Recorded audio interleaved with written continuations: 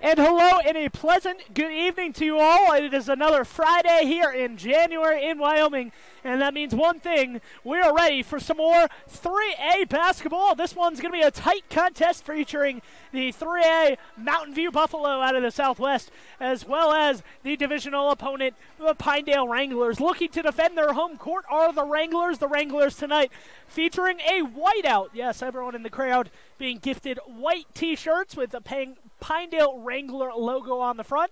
It is a Pinedale Wrangler whiteout tonight.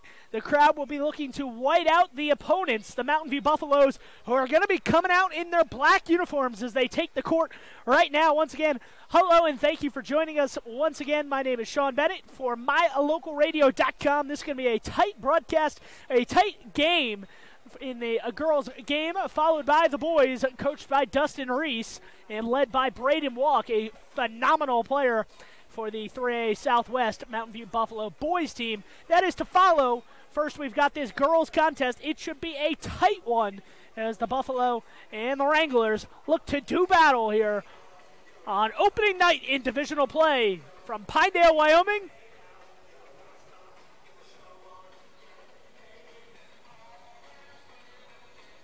I was able to talk to Jessica Moretti before the game today, and let's hear what she had to say as Jessica Moretti talked with me. Among other things, closing out, or ending, I should say, ending a 5-game losing streak on the table tonight, as her Buffaloes have dropped the last 5 after a perfect start. Couple losses, 3 of those losses, in fact, came in this building in the Pinedale East-West Classic, Winter Classic, however you want to call that. They had a couple different names. I saw both names being used. So whichever tournament classic you want to call it, whatever name you want to call it, that was where Mountain View suffered 3 of those losses in one weekend. We covered those live on MyLocalRadio.com. So anyway, Jessica Moretti and I spoke earlier today about ending her 5-game losing streak and what it will take to be 1-0 in divisional play on this Friday night. All right, so I'm here with Jessica Moretti, head coach of the Mountain View girls basketball team. Now, Jessica, it's been a rough couple weeks looking at your record. You guys were perfect, and then all of a sudden kind of some things have come down where you have 5 losses in a row now. And is that something that you talked to your team about, or do you feel like because the games were so close and none of them were really large blowouts that, hey, we're still right in it and we're still improving every day? Sure, yeah, you know what, we did talk about it and talked about the good things that came out of those games and playing those, ranked 3A teams and those 4A teams. You come out playing better for yourself and for our program, being pushed, and now we got to bounce back from that and not take those losses. We got to take them as a learning, as a stepping stone to where we want to get. Now, not to bring up just one loss, but against Evanston, you shot 3 of 16 from the free throw line. That's something that, as a coach, you, as much as you say, yes, it happens on the court, that's something that you're thinking, do we not practice free throws enough? What is going on? Is that something where you're just kind of like, let's get back to the gym and work on this? I didn't know that this was a problem, but that kind of arose, or is that just a one-game thing, you think? Well, unfortunately, it was that game, and free throws win or lose basketball games, for sure. But, the weekend before that, I think we were at 64%. Mm-hmm. And so, that's not an every game situation. It was definitely an off day at the line for sure. Now, how proud of you over your senior leadership? Do you feel like they've really stepped up? You have a bunch of seniors on this roster. How proud of you are you that the team has really stepped up, or do you feel like you're still waiting for a leader to really emerge and say, hey guys, let's stop this 5-game run right now against Pinedale? Yeah. Oh no, you know what? My seniors, they're awesome. All week we had a great week of practices, very positive, and it's those senior girls that in moments of working hard, but always keep things a little bit light, and keep the team together. They do a great job. So there's absolutely great leadership in those girls. Now, it's kind of the second season in one season starting because it's divisional play. It's conference play now. It's all 3A, and it's all division teams from here on until you get to that regionals in the states and stuff like that. How do you kind of talk to your team and say, let's focus in here and let's really just win the division, the 3A Southwest division? Well, it's like hitting that, big reset button. We're, 0-0, and everybody has that record at this point. It's go time. We've got to take care of business today. And Pinedale's a dangerous team. They're scrappy. They always have been, and you watch their program is turning around here. And so, we're going to hit the ground running, and I guarantee that they will too. It'll be a great game. Now, what do you, kind of going into that, what do you expect to see from Pinedale tonight? Do you expect a high-intensity game, or have you really prepared for Pinedale? Yeah, you always look ahead to see, what you need to make sure that you're doing really well at. But bottom line, we always prepare for teams, but bottom line is we have to do what we do great. And so we do, but it's not a huge emphasis on them. It's a huge emphasis on, we need to do what we need to do. But yeah, defensively, they're going to be in our face. It's going to be, they are very aggressive defensively. Now, do you think your team will be able to rebound tonight and play the Buffalo way? That's something you guys say a lot, or is that something that you're worried about coming off the bus, a long trip, maybe the snow affecting the psyche of some of the players, or do you feel like it's all, like you said, it's just a giant reset button? No, I do. I feel like we're ready to go. The girls have been in great spirits today, and like I said, a great week, and no, we're ready to go. Yeah. All right, well, good luck tonight, Coach. We'll see the Buffaloes on the court against Pinedale. Tip-off is 5:30 p.m. here on this Friday night marquee action.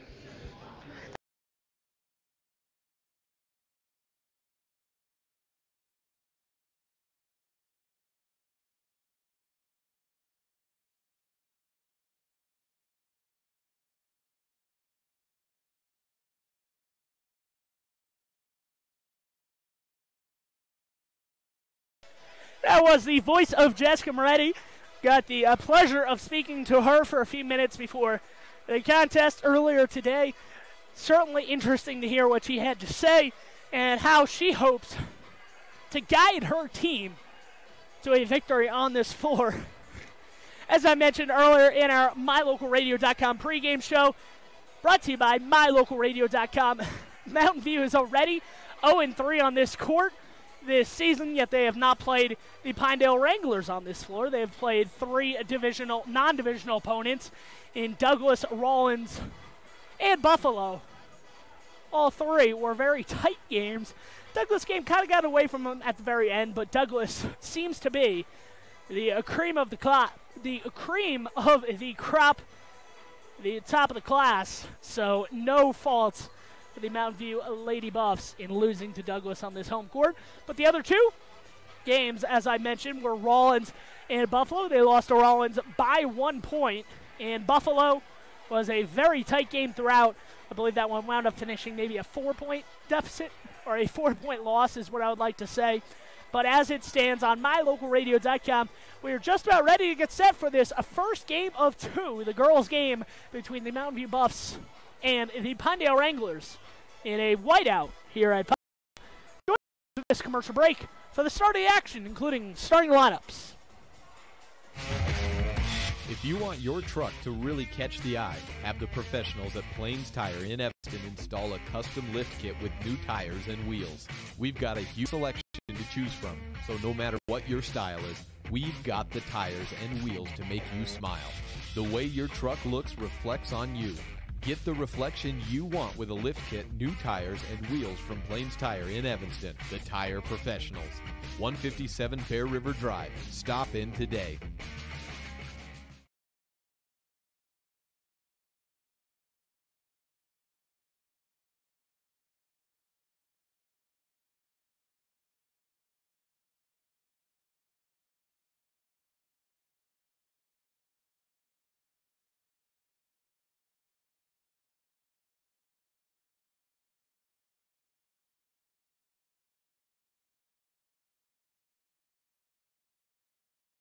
Light up your world with a custom-built LED sign from Rocky Mountain Sign in Evanston. It's a proven fact that signage that lights up creates more attention. So light it up and then add text, images, and video, and your sign becomes even more powerful. Start sharing your advertising messages and information with your customers today. The team at Rocky Mountain Sign provides all types of quality signage that is custom-built and maintained. Call today for a free quote. Rocky Mountain Sign, 307-789-5202. Rocky Mountain Sign, serving customers in Wyoming, Utah, and Idaho. If you had a toothache, would you see a foot doctor? Or would you go to the dermatologist to have a baby? Of course not. When your vehicle needs service, take it to the best qualified mechanics. At Auto Farm Castle Rock Chevrolet, our technicians are GM certified service experts. They're trained to know every inch of your vehicle. Don't trust your vehicle to just anyone. Have all your service done at Auto Farm Castle Rock Chevrolet, 624 Front Street, Evanston. We're a different kind of dealer. My name is Dr. Micah Pullins. I'm an orthopedic surgeon at Evanston Regional Hospital. Orthopedic surgery is the practice of medicine centered around bones and joints. It's all about movement and activity and getting that to be less painful. Watching a patient with a specific problem, whether that's pain or decreased range of motion, and being able to treat them, by far the best part of my job.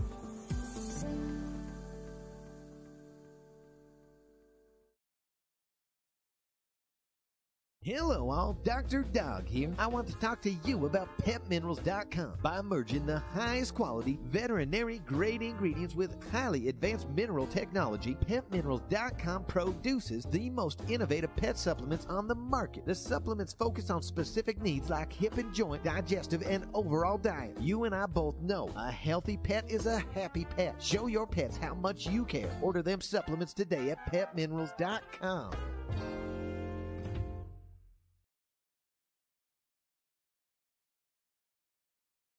We are back here at Pinedale High School. Once again, the start of divisional play between the Lady Buffs and the Pinedale Wranglers expected to take place tonight. Very soon, the game will start, and these teams will be able to focus on their own game from here on out. Once again, we spoke to Jessica Moretti earlier today, and she said that it's just like a giant reset button where you can reset, have your team ready to go for the second season in the season. So we're going to take a short break for the national anthem and then continue on here for the opening tip of divisional play.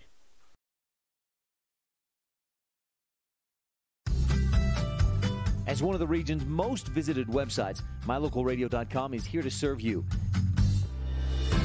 Catch up on local and regional news and information.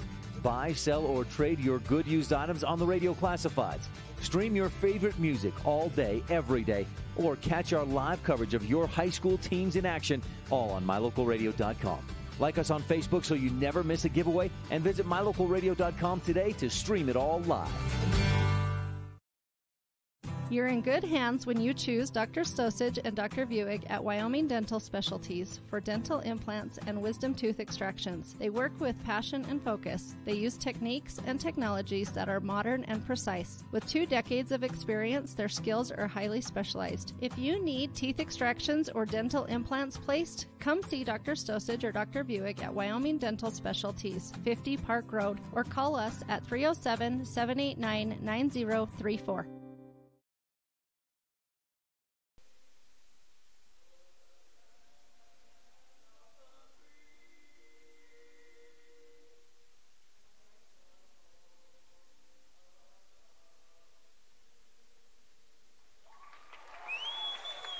A very lovely rendition of the national anthem sung by an a cappella group here at the school.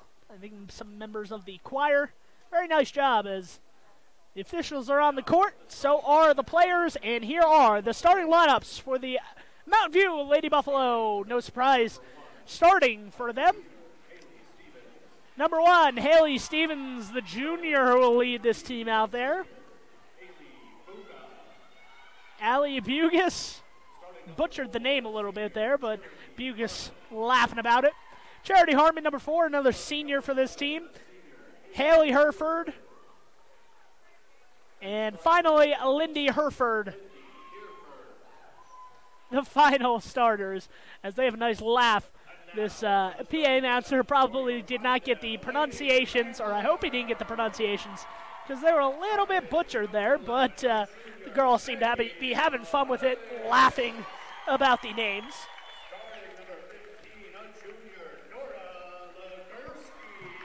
Nora Legursky is going to make the start here for the Pinedale Wranglers. Maggie Majhonovich. Molly Sullivan, Kylie Hansen, and finally, Madison Allen starting 5 for the Pinedale Wranglers, who are going to be wearing the whites. Or Shailene Young, excuse me, was the final, not Madison Allen. Numbers are a little bit hard to see here for those Pinedale Wranglers. They're very small on the uniforms, and they're in orange, so that's sometimes not a great mixture for trying to pick out a number. But it looks like it is going to be Hereford, Lindy Hereford, and Shailene Young to tip. And the tip is won by Mountain View, going left to right on your screen in the black. Hailey Stephens drives through the lane and immediately loses possession of it. That one goes right to Pinedale, and they're looking to advance the ball down the court quickly. That is Legursky with it on the outside. Now it is Maggie Majhonovich moving to her left, gets it back out up top. Kylie Hansen with it. Hansen working the offense here. Shailene Young, 5'6" senior. Majhonovich. Hansen with the ball. Elbow jumper there, no good by Kylie Hansen. Rebound goes way back out up top. That is Pinedale grabbing the rebound. They put it up off the window, and it's good. The first 2 points of the night go to the home Wranglers in this one. And Hailey Stephens pushing the ball down the court, Lindy Hereford, first shot no good. Lindy Hereford backs up, drives into some contact there and is fouled. That is going to be 2 shots for Lindy Hereford. She will earn a trip to the free throw line.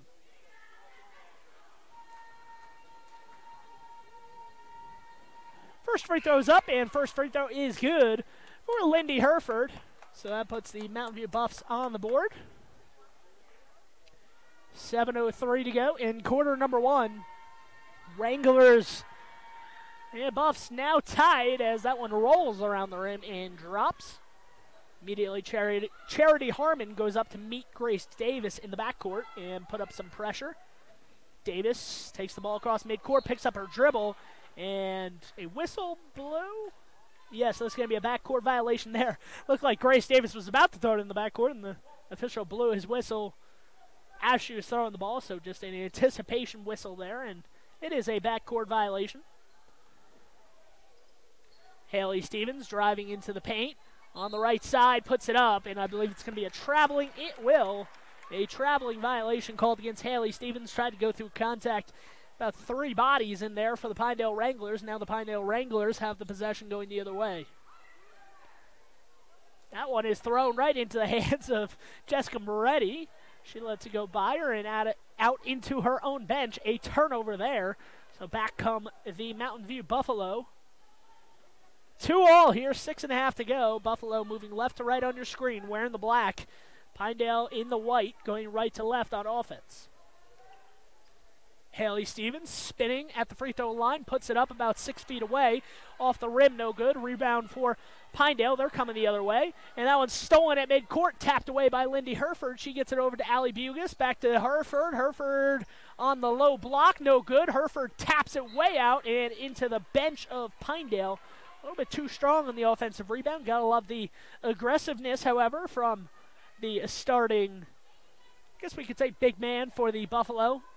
Lindy Hereford, not a bunch of size, but she is the tallest player on the court for the Buffalo, so she is their post defender. Takeaway goes to Hailey Hereford, and she stops, gets it over to Charity Harmon. Charity Harmon working towards the middle of the floor, drives on the block and is hit. A foul called there. This one to also go against Pinedale, and Maggie Majhonovich picks up this one, so Majhonovich picks up her first foul, Pinedale's second of the contest so far. Inbound goes up top, goes right back to Hailey Hereford in the corner. Hailey Hereford lays it up, and no good there. And here come the Wranglers going the opposite way. Nice attempt there from Maggie Majhonovich to throw it to the low block, but unfortunately she threw it at the feet of her own player, and because of that, the big man could not pick up the ball and keep it alive. So a turnover goes back to the Lady Buffalo. Bugus, nice backdoor cut there from Hailey Herford. She received it on the baseline, but was hit, and she dropped the ball off of a Pinedale Wranglers foot, and it will be Mountain View ball here. They will retain possession underneath the Pinedale basket. Inbound goes up top to Lindy Herford. Lindy Herford driving down the lane, had to be held up because she ran into somebody. No travel called, and she lays it up off the window. Good. 4-2 the score in the first lead of the night for the Buffalo.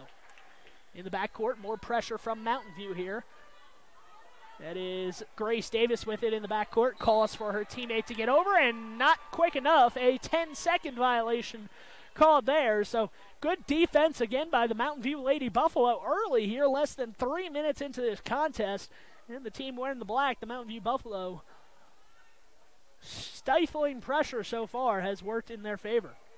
Lindy Herford going to drive to her right, runs into somebody, tried to draw a charge. I believe that was Grace Davis, and she was unsuccessful there because a blocking foul was called. And they're going to give Lindy Herford the shot, so she is going to go to the free throw line for 2 opportunities once again. She made her first 2 opportunities at the line, something we talked to Jessica Moretti about and said, so what was that about? The 3 for 16 outing last time at the free throw line against Evanston. And she simply had said that sometimes it's just a mentality thing, and if once you start to miss a few, you're going to feel like you're going to miss a lot. And a timeout has been called by Mike Davis. We're going to take this timeout, too, on mylocalradio.com. Stay tuned for more action. Bring your vehicle for service at Rocky Mountain Yeti and feel the difference. It's easy. Visit with one of the friendly service riders and then relax and enjoy hot waffles and ice cream. While you relax Yeti style, your vehicle will be worked on by our experienced mechanics. From regular maintenance to major repairs, we do it all. Have your service work done at Rocky Mountain Yeti in Evanston and feel the difference. Get Yeti'd today. Ooh, yeah. 100 Wasatch Road in Evanston. So wouldn't you believe that? 3 minutes and 3 seconds in, Lindy Herford, who is a 51% free throw shooter this season, makes 4 of 4 to open up this contest. I'm sure Jessica Moretti would love to see that. And that has given the Buffaloes a 6-2 lead. Driving down the lane is Pinedale. In the pile of bodies, Grace Davis hits the floor, and a foul was called, as I believe it was Allie Bugus to reach in and draw or get that foul. Her first on the Buffaloes. Ball tipped away in the post. Grace Davis and Lindy Herford get a jump ball there as Herford tried to rip it out of the hands of Grace Davis. Possession arrow stays with the Pinedale Wranglers. In the corner, Davis with it now. Davis moving to her right, or her left, excuse me. And it is stolen away. Hailey Stephens for Mountain View coming the other way. Stephens tries to lay it up, throws it on the underside of the rim, gets it out to Allie Bugus, and Bugus drops it off. Open 3 for Lindy Herford, and she can't get that one to go. And Hailey Stephens racing in for the rebound, lost it at the free throw line, over to Pinedale. Pinedale racing down the court the other way. Grace Davis gets it off to her teammate, Maggie Majhonovich, the junior, who drops it off to Shailene Young. Ball poked away at midcourt. Going to the ground is Allie Bugus. She gives it over to a streaking Lindy Herford. Lindy Herford goes the coast to coast and cannot get the layup to go. Here comes Pinedale going the other way. A fortunate bounce, and it leads to a run out and an and one as a foul was committed under the basket. A frantic set of action there as Lindy Herford had a contested layup at one end, missed it. Ball was nearly taken away by Mountain View at midcourt, but the ball squirted out all the way to the baseline underneath Mountain View's basket, where it was Maggie Majhonovich to pick up the ball, and she got fouled as she laid the ball in. One more opportunity at the line, and she nails that one. So the foul goes against Hailey Stephens. Something to watch out for the Buffalo. Hailey Stephens needs to remain on the court, something she has not done all season long, and has fouled out. So don't want her to foul out in this one. Only her first, but the free throw was good, and it's 6-5. And a turnover underneath the basket. Talking about frantic pace and frantic action here, as that long shot might have been tipped by Hailey Stephens underneath the basket. No good, however, and Roxanne Rogers runs down on defense the other way, but not quick enough. Hailey Stephens for 2 on the other end, and the Buffalo lead 8-5. Some more pressure being implemented in the backcourt. Getting it across the timeline is Pinedale. That is Majhonovich with it. Over to Kylie Hansen. Kylie Hansen taking the ball out towards midcourt. Davis now, or Rogers, excuse me, with it. Gets it over to Majhonovich. Majhonovich working to her right. Some circle wheel motion here for the Pinedale offense. Driving down the lane, Roxanne Rogers left her feet to make the pass. Knocked away in the paint. Mountain View grabs it going the other way, and in the corner, ball is saved to Hailey Stephens. She gets it over to Bugis. Bugis drops it down low. Sadie Mitchell, no good. Blocked, but she's able to save it. Back out to Stephens, way up top. Stephens for 3. No good on that one. And Pinedale with the rebound coming the other way.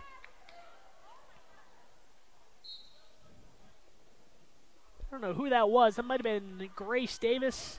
Can't really see the numbers, as I had said before. I believe that was Grace Davis ran into 2 Mountain View players and right in front of the Mountain View bench and went to the ground. No foul is called or no traveling. The ball squirted out of bounds off of one of the Mountain View player's legs, out of play. So 8-5 it remains. Buffalo's on top here with 2:15 to go in quarter number 1. And right down low, Maggie Majhonovich throws it up off the window and gets 2 more. 8-7 now the score. Driving down the lane, that shot is no good from Sadie Mitchell. Came up just a little short on that attempt. And Pinedale with the rebound coming the other way. Way up top for 3. That is no good. Sadie Mitchell right in the middle of the paint, all by herself. Grabs the rebound, gets it over to Bugis, the point guard, and Bugis will take it across the timeline. 1:45 to go. Buffalo still holding on to this lead here in the first quarter. Once again, if you're just joining us, Buffalo's in the black, going left to right on offense. Pinedale Wranglers in the middle of a whiteout here in front of this home crowd, going right to left on offense on your screen. Lindy Herford over to Bugis. Bugis driving, drops it off in the corner. Stephens, Hailey Stephens, sorry, couldn't think of the name for a second. Drawing a blank. Hailey Stephens, nice pump fake from the corner, drives baseline, lays it in. And 2 more for the Buffalo. Down low, that one is blocked, or altered, I should say. Nora Legursky down low on the block. Had the foul called against Mountain View. So Legursky will go to the free throw line for 2 shots here. 10-7 the score here in the first quarter with 1:05 remaining. Foul was called on Lindy Herford. That is her 2nd foul of the contest. So another key point to watch here, as Lindy Herford now has 2 fouls, and she is forced to check out, as is Hailey Stephens coming into the game for the Buffalo is Peyton Porter for the first time, and Charity Harmon re-entering. Long free throw miss on the 2nd attempt, no good, and it is thrown away as Mountain View had it and then threw it right away, but right underneath, Sadie Mitchell coming in to take a charge. Sadie Mitchell, nice job recovering there. The junior was able to see Pinedale was kind of driving out of control right down the lane. She stood there, took a charge, and it will be a Mountain View possession as they walked across the timeline. The foul was called on Roxanne Rogers, her first, 3rd on the Wranglers, and now make it 4. As driving right through the lane was Hailey Herford, ran into some contact, threw the ball up, and got the foul call.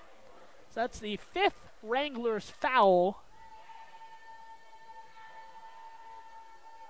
And the first shot is long off the rim, no good. So they had Roxanne Rogers for that first foul. Either they have not updated the scoreboard. Yeah, there it is. So Roxanne Rogers now has 2 fouls for the Pinedale Wranglers. And she checks out because of that. That one rims around off the backboard and no good. Pinedale with the rebound. And they're look to push the pace coming down the other end. Deep 3 there. Gets nothing but air. And Bugis on the baseline picks it up.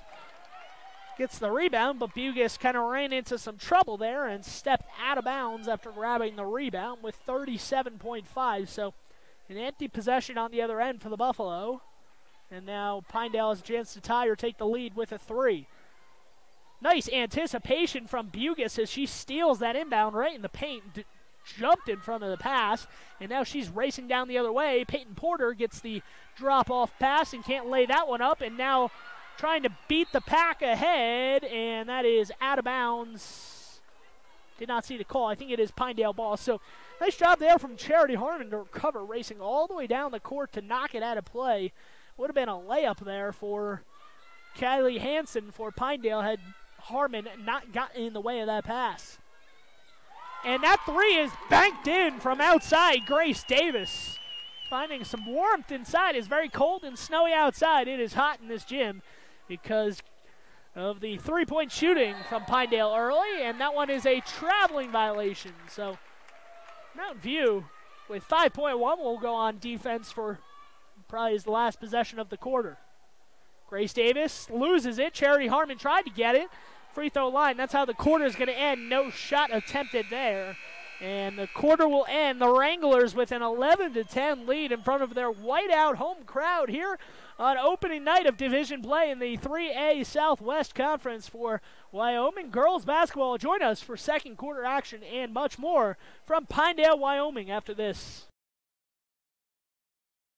Your mobility affects every aspect of your life. When you suffer from an injury that decreases your mobility, or maybe you're just noticing that you're having a harder time balancing and your flexibility isn't what it used to be, call Randy Christofferson at Achieve Sports Medicine. Randy will work with you to improve your overall health by reducing pain and improving mobility. Schedule your appointment today by calling 307-747-4627. Achieve Sports Medicine in Lyman. No excuses, just results.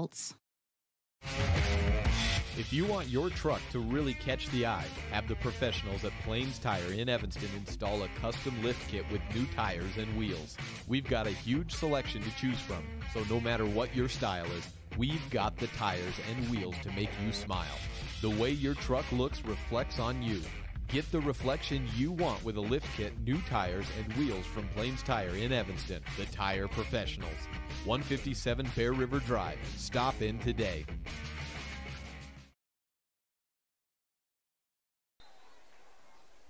Inbounding the ball to start the second quarter, the Buffalo going left to right as they were in the first quarter. We'll get the first possession of the second quarter. Mitchell and Bugis up top. Harmon in the corner gets the ball. Gets it back out to Bugis up top. Bugis working to her left, looking to drop it off. And she could not because she traveled before she was able to make that pass. So a turnover. We'll give it back to Pinedale here with 7:45 to go in quarter number 2. Nearly hit travel there in the backcourt from Pinedale. Able to keep that pivot foot on the ground, however. That is Legursky. Back out to Majhonovich. Majhonovich threw it back down low, and fortunately for her, Mountain View knocked it out of play, but Legursky moved towards the free throw line, and Majhonovich threw it to where she was, where Legursky was, and it was nearly a turnover. Inbound goes right to the block. Turnaround jumper from 3 feet away. No good on that one by Legursky, and here comes the Buffalo going the other way. From the outside, Sadie Mitchell, rainbow 3. Yes, sir. Might be cold and snowy outside, but there's some rainbows going on here in this gym early on here. 7 minutes to play. 13-10, the Buffaloes retake the lead, their first lead of the second quarter, as we have just got underway here. Down low, that is Molly Sullivan. Baseline drive there from Majhonovich. Back out up top. Majhonovich going to drive baseline again. Pull up from 8 feet away. No good. Allie Bugis, much smaller, but is able to pull down the rebound. And she tried to run away with it and was fouled. So a foul will go against Pinedale here. Let's see who is called against. That is the 6th team foul. The foul, by the way, called on Molly Sullivan, her second. So Sullivan will check out as well. And coming back into the game for the Wranglers is Roxanne Rogers. So Rogers in with 2 fouls. Molly Sullivan out with 2 fouls. Mike Davis trying to get his lineup set here. Mountain View will be shooting for the remainder of the half, by the way, on every single foul. That was the 6th team foul. So in the bonus is Mountain View from here on out. Mountain View only committing 3 fouls so far, so they don't have to worry about sending the Wranglers to the free throw line just yet. Ball knocked out of play there. I believe that was Elaine Lacerio trying to get it down low, but was knocked out of play there by Mountain View. Very active hands, not letting these post entries come in. And just as I say that, Maggie Majhonovich cuts right down the left side on the block. She gets it, puts it up, kind of a leaner, and was fouled by Mountain View. So off of the inbound, cutting right down the block was Pinedale, and they were able to find it for 2 points. Or for an attempt at 2 points, I guess we could say. At the free throw line, that is Majhonovich. Misses the first free throw, by the way. Second free throw coming from Majhonovich. Majhonovich, a 74% free throw shooter. So she makes the second of 2. So 1 of 2 from the line. Back to a 1-point lead for Mountain View as Majhonovich not able to tie up the game on that trip. Charity Harmon picks up her dribble, gets it off to Sadie Mitchell up top, and Sadie Mitchell is wrapped up. And a jump ball is called there. The official near midcourt signaled the wrong way, but the other 2 officials had it. It is Pinedale ball. Racing down the court, nearly beating everybody down there was Majhonovich, but she has it taken away as she tried to get it back out to the top of the key. And Mountain View again jumping right in front of that pass. Foul was called on Maggie Majhonovich. It's going to be a 1-and-1. So like I said, for the remainder of this first half, the Mountain View Buffalo will be shooting free throws and take this ball 50 feet down the court. And shooting free throws at the other end will be Allie Bugis, a 1-and-1 as Majhonovich picks up her second foul. So 3 players now for the Pinedale Wranglers with 2 fouls. Something Mike Davis obviously has to be cautious of going on here with a little over 6 minutes to play before halftime. Doesn't want anybody to pick up their 3rd foul. Bugis misses the second after making the first free throw. Short on the second. Rebound pulled down by Pinedale, and here they come the other way. And that one, a bad pass. Roxanne Rogers once again threw it to the spot where the defender, or where the Wrangler player was, not where the player was going. And the pass goes right behind her teammate and out of bounds into the Mountain View bench. 14-12, Mountain View leading here by 2. Chance to extend that lead. And that is nice anticipation in the corner from Nora Legursky, who dove in front of that pass to knock it out of play. Checking back in for Pinedale is Maggie Majhonovich. So Majhonovich, a short rest on the bench. And Elaine Lacerio checking out. Lindy Hereford with the ball on the left wing. Puts the ball over her head, looking to get it down low, and it is blocked down low. Second opportunity is up and good. Kylie Dellinger, nice job sticking with that one as she went up the first time, had it blocked, but went right back into her arms, and she went up the second time and scored. 16-12, Mountain View up by 4 here in the second quarter with 5:25 to play in this divisional opener. Division play opening up tonight will continue tomorrow when the Mountain View Buffs play Big Piney, the Punchers, on Mountain View's home court. So 1 road game, 1 home game this weekend. In the corner, Charity Harmon for 3, and Harmon's got that one. And this lead has now grown to its largest point for the Mountain View Buffalo at 7. Some more pressure at the half court. Over to Grace Davis. Grace Davis gets it back out to her teammate, Majhonovich. In the corner, 3-pointer there, and that is up and good. Roxanne Rogers from downtown. And that 3 points. And a traveling violation there. Charity Harmon bends over, looking at the floor. Not happy with herself at that one. She was trying to pass it back to Allie Bugis, but I think she realized mid-pass that Bugis was behind her. She was at the center court line, meaning any pass that went behind her would have been an over and back violation. So she tried to hold up, and I think she wound up traveling, but either way, it was destined to be a turnover on that possession. Down low, Rogers puts it up, blocked, and down low, that is Hailey Herford has it, trying to get out of the pack, and a foul is called. So walk this thing another 75 feet down the court, and more free throws coming in for the Buffalo. 19-15, chance to get up to 20 points due to the Buffaloes here, and I believe it's going to be Hailey Herford. It is going to be Hailey Herford at the free throw line. Majhonovich, by the way, picking up her third foul. So Majhonovich will have to come out here with 3 fouls now, and that sends Hailey Herford, a 25% free throw shooter at the line. Herford, going into this weekend, is 7 of 28 at the free throw line. And that first one is up and no good. So Pinedale with the rebound and an empty possession there, albeit a short one for the Mountain View Buffalo. Mountain View has it across the timeline, working to the right. Nearly taken away down low by Kylie Dellinger. No good on the first attempt, however. Goes right back into the hands of the Pinedale Wrangler player. Could not see the number there, but it is laid up and in. 2 more points for Pinedale. Kylie Dellinger has off a nice tip pass from Hailey Herford, but she can't get that shot to go. And it is Grace Davis pulling down the rebound, and she nearly throws it away on the sideline. Mountain View double teaming and could not get that ball knocked away. Driving down the side of the lane, that's going to be Roxanne Rogers, and Roxanne Rogers has earned herself a trip to the free throw line, as she will be fouled. We'll have to see who the foul was called against on Mountain View. But going to the line is Roxanne Rogers, who is an 80% free throw shooter, the best free throw shooter on this team. She has 64 attempts. She's 51 of 64. And make it 52 of 65 now, as Rogers is able to make the first free throw. Foul, by the way, was called on Hailey Herford. And Lindy Herford, her sister, checks into the game for Kylie Dellinger. Chance to tie here for for Roxanne Rogers, excuse me.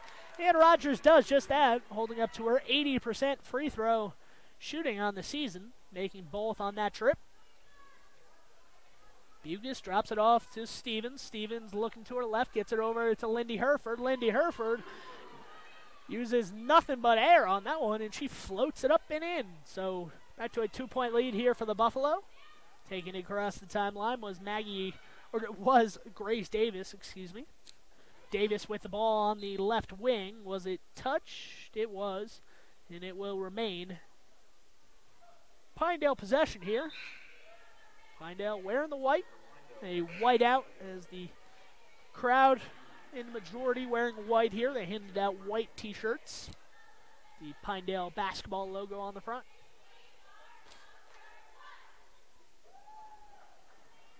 Kylie Hansen throws it down low, and that is nearly stolen. It is stolen. Bugis cuts right in front of that pass on the wing, and I believe they got a timeout. Yes, Jessica Moretti calls a timeout right in that coffin corner to prevent the turnover. And with 3:07 to go in the second quarter, we're going to take a timeout too on mylocalradio.com.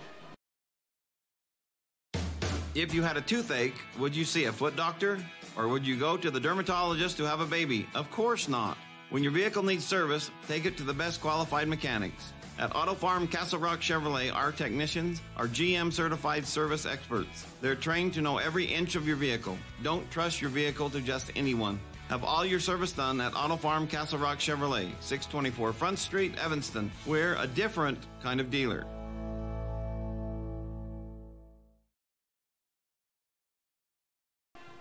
Back here at Pinedale High School, one of the most underrated instruments in a pep band, the cowbell. Some of the cheerleaders have cowbells here. So Mountain View saved that possession by calling a timeout. Jessica Moretti called the timeout right when the ball was in that coffin corner. Hailey Stephens will inbound it. No pressure from the Wranglers. And she throws it into Allie Bugis, who will take it across the timeline with 3:05 to play. Mountain View, a 2-point advantage, looking to extend that on this possession. Lindy Herford moving to her right. Got bunched up there with Hailey Stephens. Eventually picked up her dribble and gave it over to Stephens. Stephens now going to work the offense. 5 wide here, 4 wide, 1 inside.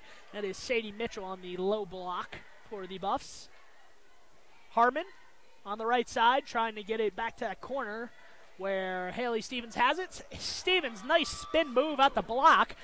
Finds herself a little space thanks to that spin and lays it in. Back out up top, Roxanna Rogers with it. Gets it over to Davis. Davis ball faking. Drives to the middle. Picks up her dribble at the free throw line. And in the corner, that is Roxanna Rogers, who has it taken away by the Mountain View Buffs. And here they come the other way. So nice job there from Allie Bugis to get back out on the floor. Dive after that one and get her off to her teammate. A takeaway on that possession. And a double dribble there. Mike Davis mimicking or miming the call before it was made.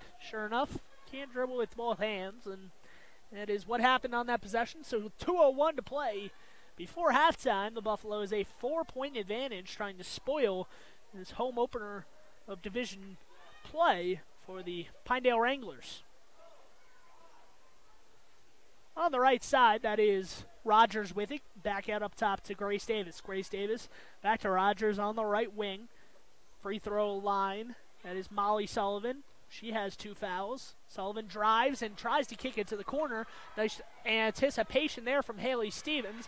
Stephens could not have anticipated going the other way, though, as she tried to throw it from one block to the other. And Charity Harmon was streaking down the court, but so was a Pinedale Wrangler defender who knocked it out of play. So with 1.5 to play here before halftime, 23-19 the score. Hailey Stephens inbounding it to the corner. Harmon pump fakes, drives down the lane, and lays it in. Nice little floater there for Harmon. And the lead is at 6. Largest lead of the contest for the Buffaloes has been at 7 a couple minutes ago. Takeaway. That is Harmon, who powered it up too strong off the window, off the rim. Rebound pulled down by Molly Sullivan. And a foul on Mountain View. Only the 6th team foul, however, so no free throws with 68 seconds to play before halftime. Foul was called on Charity Harmon, her 2nd foul. And that one, was it touched? It was not, and thrown right out of bounds. Pinedale gives up the possession without even touching it. And Charity Harmon will inbound, or Hailey Stephens, will inbound underneath the Pinedale basket. Stephens gets it into Mitchell. Mitchell tried to get it right back to Stephens through a pile of bodies. Couldn't do it. And Bugis driving down the right side. Loses her balance. Loses the ball. And here comes Pinedale going the other way, trying to push the ball with some numbers. And Bugis strips it right out of the hands of Maggie Majhonovich and throws a long outlet pass the other way where Harmon is there. Harmon points at Bugis' nice pass, and 2 more. That lead, now the largest it has been for the Buffalo, at 8 with 38 seconds on the clock before halftime. Roxanne Rogers inside. Maggie Majhonovich dropped it off of a Mountain View player's foot. Almost looked like it was her foot, but a ball was kicked out of play. And Mountain View will go on defense, or will remain on defense, with 29.4 to play.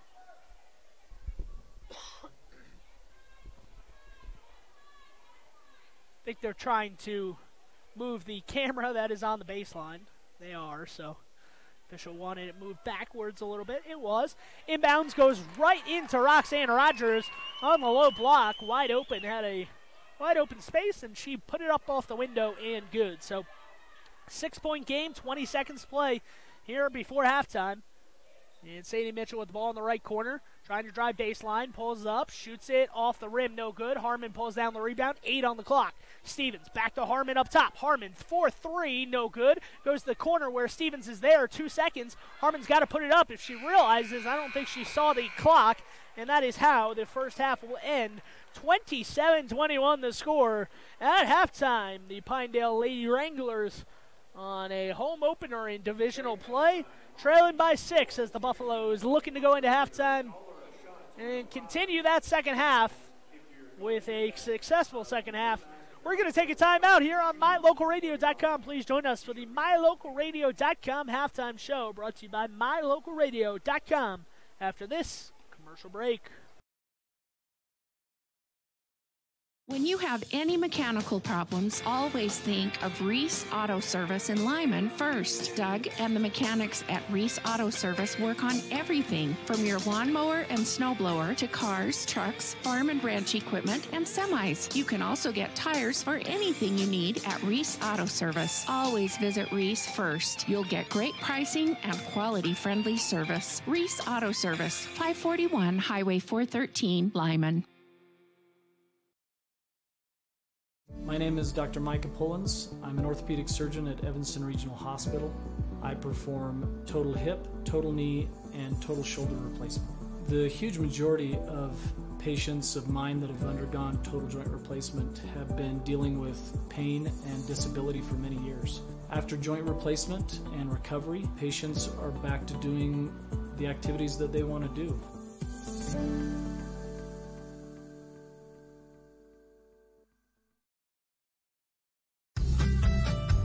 As one of the region's most visited websites, MyLocalRadio.com is here to serve you. Catch up on local and regional news and information. Buy, sell, or trade your good used items on the radio classifieds. Stream your favorite music all day, every day, or catch our live coverage of your high school teams in action, all on MyLocalRadio.com. Like us on Facebook so you never miss a giveaway, and visit MyLocalRadio.com today to stream it all live. Hello all, Dr. Dog here. I want to talk to you about PetMinerals.com. By merging the highest quality veterinary grade ingredients with highly advanced mineral technology, PetMinerals.com produces the most innovative pet supplements on the market. The supplements focus on specific needs like hip and joint, digestive, and overall diet. You and I both know a healthy pet is a happy pet. Show your pets how much you care. Order them supplements today at PetMinerals.com.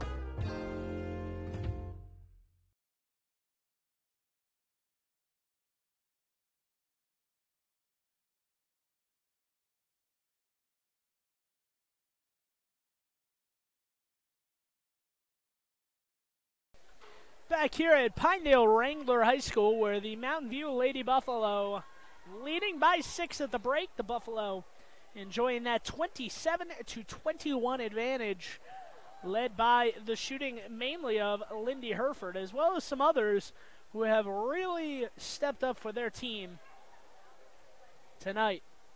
Lindy Herford, a 51% free throw shooter going in. She made her first 4 free throws of the contest. So got to be a momentum builder, maybe a confidence booster for the team that shot 3 of 16 from the free throw line the last time out. About 6:45 to go before we resume play here. And let's just look at some numbers, some stats from going into this weekend, going into this game for both teams. The Pinedale Wranglers a little bit under their pace of play. They average about 47 points a game. They have 21 in the first half, so a little bit under that number, as you would surmise at halftime. However, they do average about 56 points, about 55.8, 56 points a game given up. They are 6-6 on the season, are the Pinedale Wranglers. So if you're looking at the scoreboard, you're saying that is very on par for what they have given up this season. 56 a game. The Buffaloes have 26. So right under that number of points allowed per game. Meanwhile, the Mountain View Buffalo, coming off of their 5-game losing streak. I don't know if you remember me maybe mentioning that. Obviously a major storyline coming into the contest was that the Mountain View Buffalo have lost the last 5, just kind of a little bit unlucky in some aspects. Have been very close games throughout. Even the Star Valley game, which if you're looking at the score line was 60-43. That was not a 17-point game. I talked to Jessica Moretti, and that's one thing we really did say off camera and when we were not being recorded was, hey, that was not a 17-point game. That was a 4-point game with about 4 or 5 minutes left. And then Star Valley really just kind of collapsed, or Star Valley really just had an outburst, and Mountain View kind of collapsed at the very end. And that large run to end the contest favored Star Valley, which is why they went on that 17 to win by 17, that 17-point number. But however, the Mountain View Buffalo, just looking at some of their stat totals, average about 50.7, just under 51 points a game. So they are a little bit above their number of expected points. Meanwhile, their opponent averaging about 42, and that is right on pace where Jessica Moretti wants to keep the other team in the 40s, a little bit lower than that. If she can keep them in the 30s, maybe the high 30s, that is the target number. That is the number that she wants her team to succeed at. And if you keep any team in the 40s, you have a pretty good shot of winning.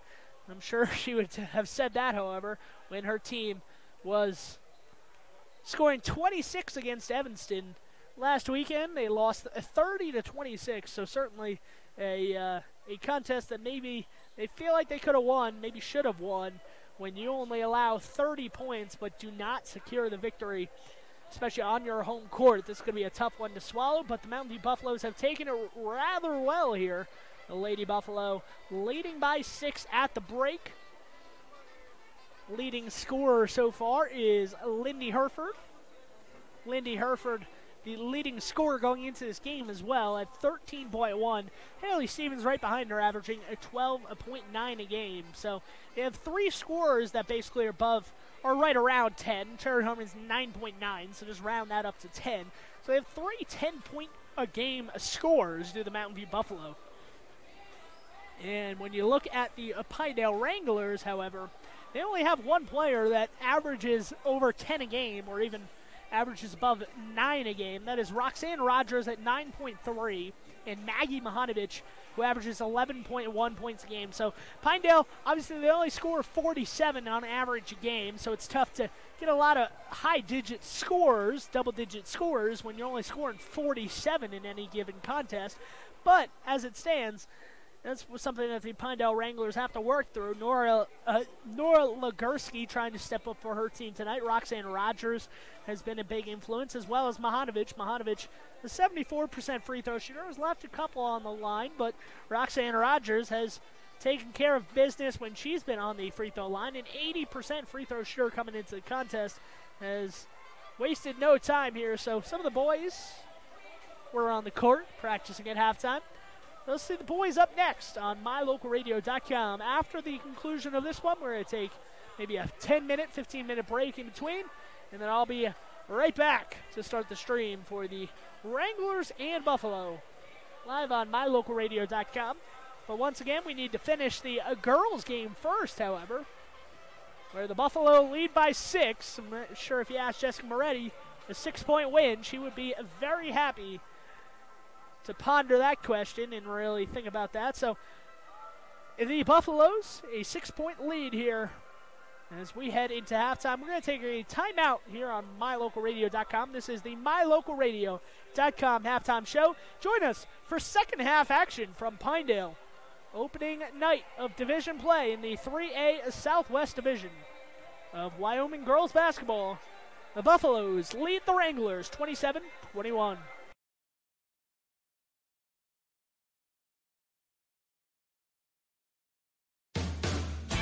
Some folks say that life can be measured in seasons. At Auto Farm Castle Rock Chevrolet in Evanston, we have vehicles for every season. From new to experienced drivers, we understand that safety, affordability, and great mileage are always on the must-have list. So whether you're just starting out or it's time to fleet, we've got every season covered. Auto Farm Castle Rock Chevrolet. Stop in today, 624 Front Street, Evanston. We're a different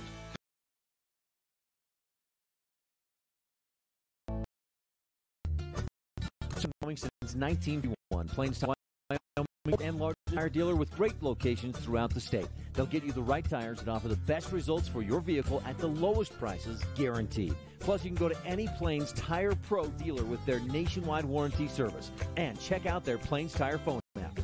Come see us at Plains Tires on 157 for all your automotive needs. Hablo también español.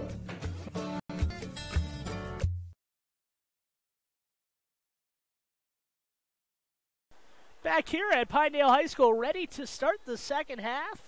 It will be Mountain View possession going right to left now. In the black uniforms, Pinedale wearing the white. It is a whiteout for the home crowd here. They'll be wearing the white, going left to right on offense. Will the Wranglers? Some of the fans being lucky here. I would say Mike Davis may be the lucky one, but some of the fans pointing out they have 6 players on the court did Pinedale coming out of the huddle, and they were able to rush that player off before they were given a technical foul. Ball nearly taken away as Lindy Herford tried to go cross-court pass. Majhonovich about an inch away from stealing that one away. The ball goes back to Lindy Herford in the corner. She misses that shot long. No one got it for Pinedale in the corner, and Charity Harmon said, okay, if no one's going to go after it, I will. And Charity Harmon in the paint. Touch pass out to Lindy Herford, and Lindy Herford runs right into a Wrangler player and is bumped off of her dribble, and a traveling violation is called. 31 seconds in here to this third quarter. Pinedale with it, now going left to right on the screen. Molly Sullivan over to Davis. Back to Majhonovich. Majhonovich going down the left side of the paint. Kicks it out, and a nice shot there from Nora Legursky. So spoke at halftime about how Nora Legursky and some of these I don't know how I would say this. Some of those second line of players, maybe not Majhonovich, some of those other players on this team are going to need to step up if Pinedale wants to get a win. And sure enough, Legursky scores the first 2 points of the second half. Bugas driving down the lane is bumped and traveled with it, I believe. I'm going to say she ran into her own player. She hit the deck pretty hard there. I think Harmon was trying to run through the lane back out to the back out to the 3-point line and get out of the way of Allie Bugas, and because of that, she ran into her own player. Bugas still looking at that wrist, still looking at that hand as Pinedale turns it over, so hopefully she is okay. 27-23 the score. Bugas will take it across the timeline here with 6.5 to play. In quarter number 3, gets it over to Harmon. Harmon attempts the 3, no good on that shot, and rebound for Pinedale, thrown right into the hands of Mountain View. Lindy Herford spinning on the low block. Can't get that one to go. Rebound is pulled down again by Kylie Hansen in the backcourt. Some pressure. This time she does get her way off to Davis, and Davis sees the ball go off of her knee, poked out by Mountain View, but she's able to retain possession of it. Davis moving to her right, trying to get inside to Majhonovich. Majhonovich being doubled, turns and throws it right over the Mountain View defenders. And just like that, Pinedale opens up the second half on a 4-0 scoring run here in the first 2 minutes. And that lead for Mountain View sits at 2 now. Stephens on the left wing, and you're going to call a double dribble there. Rees Davis might have taken the worst of that one as she tried to take a charge, but it did not count because a double dribble was called, and we have a timeout for Jessica Moretti. So 2 minutes and 7 seconds in. Jessica Moretti not liking what she's seeing out of the halftime break from her team. Maybe just wants to refocus some things. We're going to refocus some things and take a timeout here on mylocalradio.com. Please join us for more second half action when we return. Bring your vehicle for service at Rocky Mountain Yeti and feel the difference. It's easy. Visit with one of the friendly service riders and then relax and enjoy hot waffles and ice cream. While you relax Yeti style, your vehicle will be worked on by our experienced mechanics. From regular maintenance to major repairs, we do it all. Have your service work done at Rocky Mountain Yeti in Evanston and feel the difference. Get Yeti'd today. Ooh, yeah. 100 Wasatch Road in Evanston.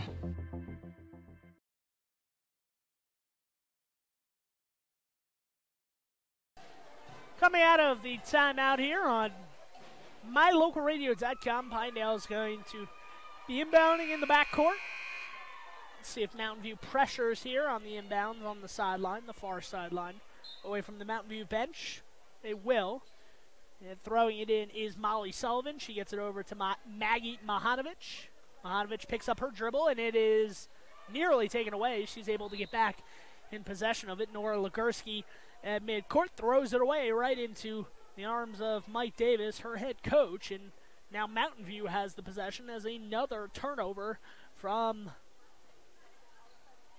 Pinedale gives it back to Mountain View. Mountain View with the 2-point lead have not scored here in this second half yet. Approaching the 3-minute mark into the second half. Hailey Stephens from the corner, and that might be the luck that Mountain View needs. Nice job setting the screen there on the baseline. Stephens popped to the corner, found herself open, and scored the 3. So that lead back to 5.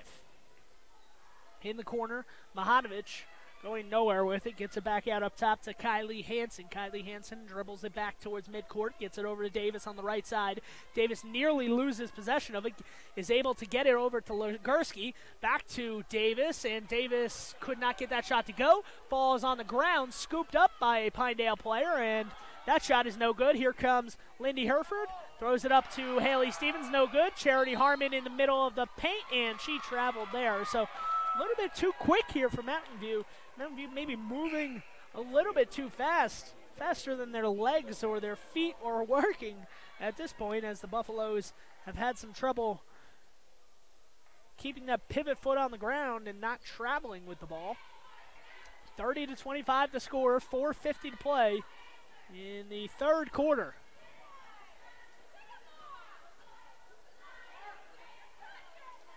Roxanne Rogers drives through the lane. Ball is tipped out of her hands, knocked out of her hands on the baseline, and Mountain View will remain on defense. Hailey Hansen over to Majhonovich. Majhonovich throws it to the low block, and then right to the other block. Nice touch pass there, and the ball ripped out of the hands of Hailey Stephens. Molly Sullivan forces the jump ball there, and Sullivan will be rewarded with another possession. Arrow favoring Pinedale.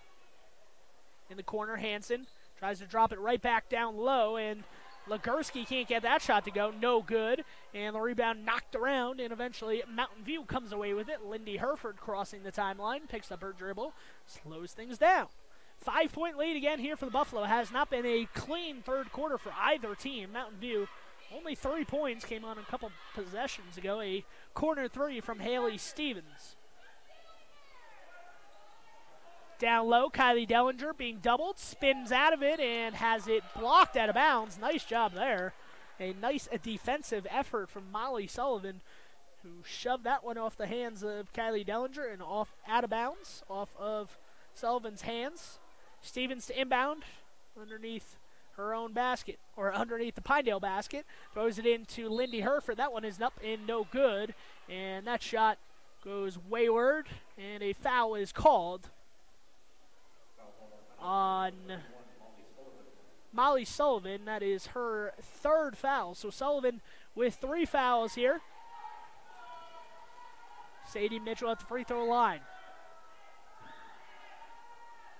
Mitchell misses the first free throw, and that is something that Jessica Moretti may be shaking her head at, saying we don't want that to be the downfall. Obviously, missed or made free throws can be a deciding factor. Second free throw is up, and that is no good, but goes off of the hands of Pinedale and out of play. So 2 missed free throws, but another possession here. Going into those free throws, Sadie Mitchell was 9 of 12 from the line, 75%. Obviously not a huge sample size, only 12 free throws, but an empty trip. And the ball back to Mountain View here after the ball goes out of bounds off of Pinedale. Shot from the corner missed. Pinedale pulling down the rebound, going the other way. Long three there. That is up and no good. And here comes Lindy Herford going the other way. Gets it over to Bugus. Bugus racing down the court, right down the middle of the paint. No good on that one. Ball is knocked around and out of play, off of Mountain View. So I think they said either the player was on the sideline or I think the player was out of bounds on that sideline. So with 3.5 to play, we have a timeout here. Mike Davis calls the timeout, and we will take this timeout too on mylocalradio.com. My name is Dr. Micah Pullins. I'm an orthopedic surgeon at Evanston Regional Hospital. I perform total hip, total knee, and total shoulder replacement. The huge majority of patients of mine that have undergone total joint replacement have been dealing with pain and disability for many years. After joint replacement and recovery, patients are back to doing the activities that they want to do.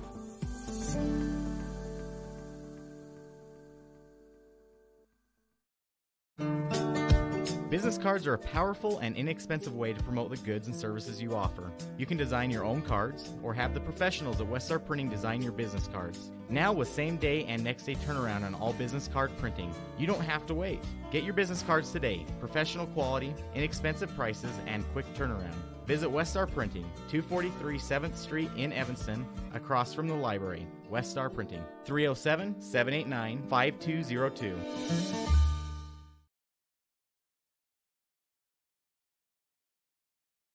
Coming out of this timeout, Pinedale going to inbound here in that deep coffin corner. Mountain View trying to force some pressure, and Bugis does knock it out of play with 3:26 to play. The Buffalo a 5-point advantage here.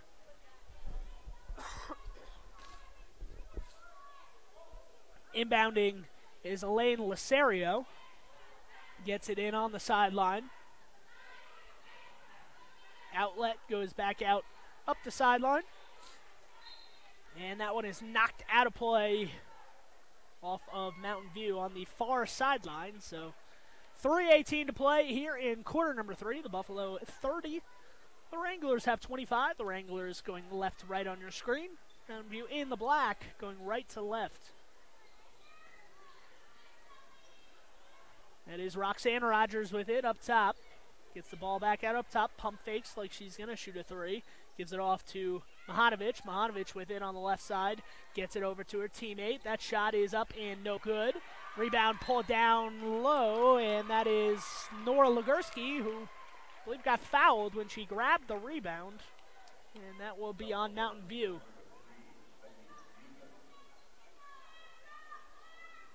So Bugis picks up her first foul, 4th of the game on Mountain View. Or, excuse me, first. Sorry, I was looking at the wrong number. I was looking at the timeout number. First foul on the Buffalo in the second half with just under 3 to play. Ball inbounded up top. That is Roxanne Rogers, who gets it over to her teammate Maggie Majhonovich, and Mahanovich's shot is short. They're going to say it was tipped out of bounds, so blocked shot there from Lindy Herford. And Wranglers inbounding underneath their own basket. Roxanne Rogers, ball back out up top. Gets it over to Majhonovich. Nora Legursky trying to post up Peyton Porter down low. Unsuccessfully. Ball trying to be squeezed in a tight hole, and Charity Harmon's able to poke that one away. Gets it over to Stephens. Stephens drops it off to the point guard, Allie Bugis for Mountain View. And here come the Buffaloes. This lead has been sitting at 30-25 for a while. Charity Harmon tries to change that with a corner 3, no good. Peyton Porter wraps down the rebound and throws it right into the hands of Kylie Hansen. And that's going to be another turnover. So nice job for Peyton Porter getting an offensive rebound. She just kind of throw it to the wrong place, though, and it was intercepted.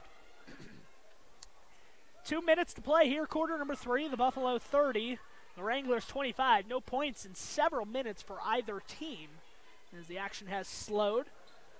That corner 3 is no good from Pinedale, and here comes Mountain View going the other way.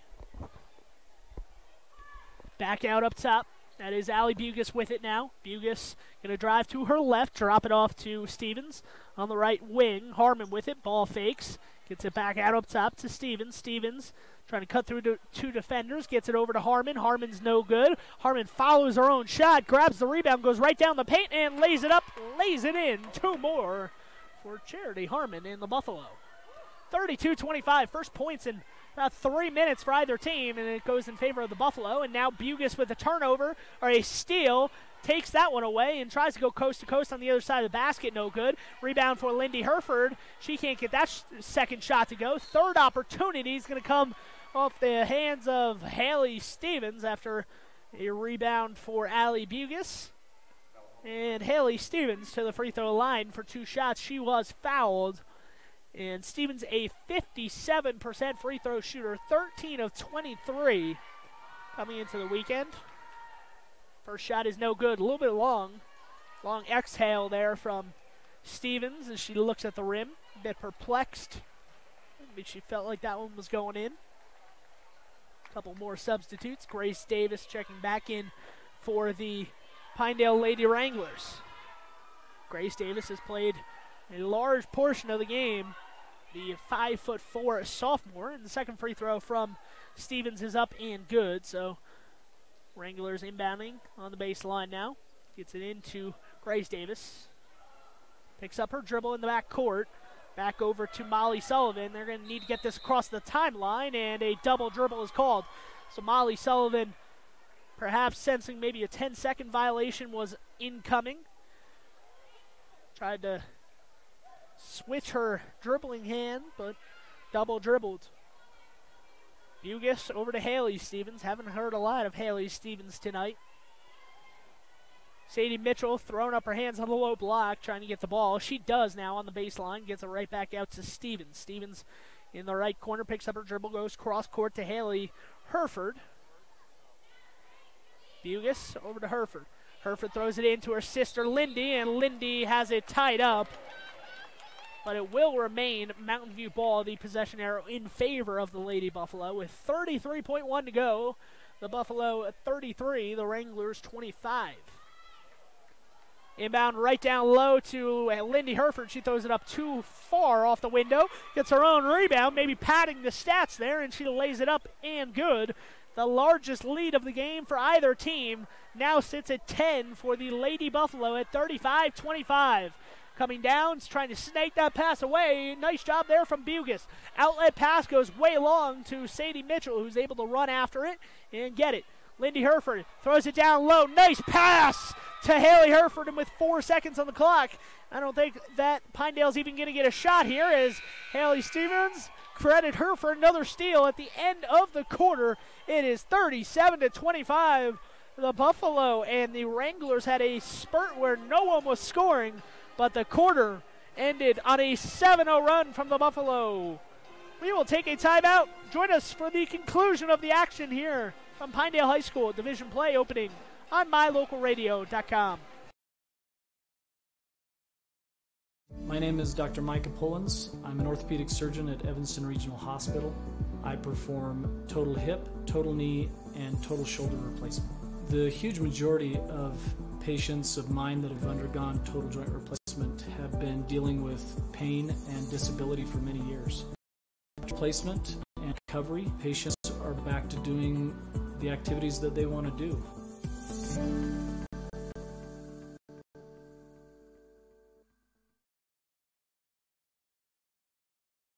Back here on mylocalradio.com, where the Mountain View Buffalo are leading 37-25 going into what will be the final quarter of action, barring a overtime period.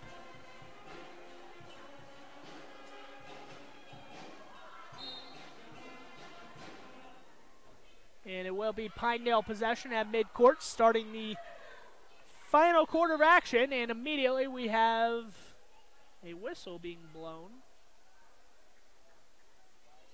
Not sure, might have just been an inadvertent whistle.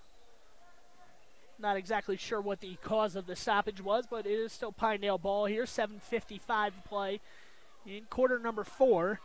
And Roxanne Rogers has it for Pinedale, and just as I say that, it's taken away. Charity Harmon for Mountain View misses the shot, but following it is Sadie Mitchell. Nice job getting down the court and able to get the second chance opportunity. Because of that, she will go to the free throw line for 2 chances to get back on the scoreboard.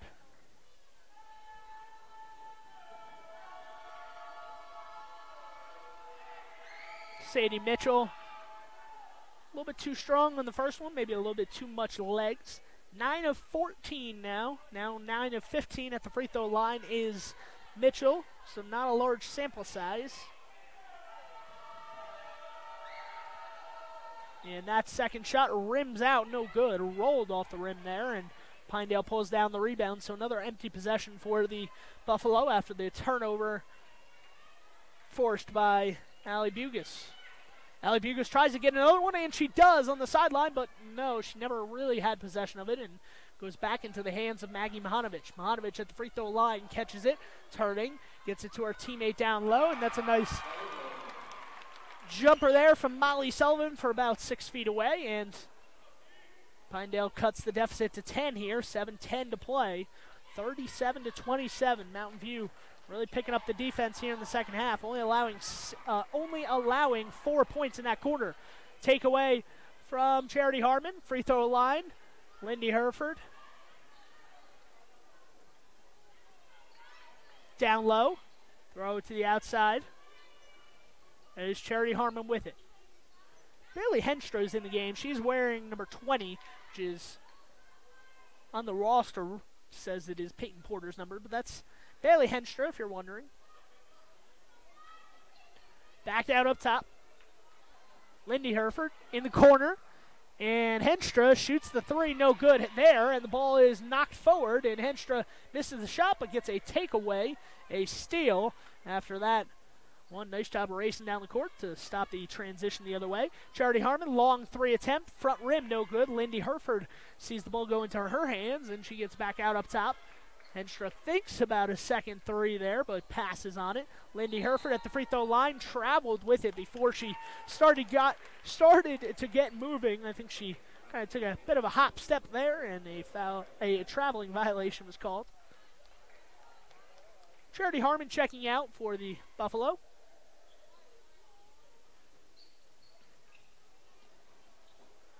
Ball inbounded and taken away from Hailey Stephens. Hailey Stephens falls out of bounds with it, so it will remain Pinedale possession. 37-27, 6:02 to play. Pugas trying to intercept that inbounds pass here. She comes from behind as Majhonovich see her. Majhonovich picks up her dribble first. The ball is out towards midcourt. Who's going to get it?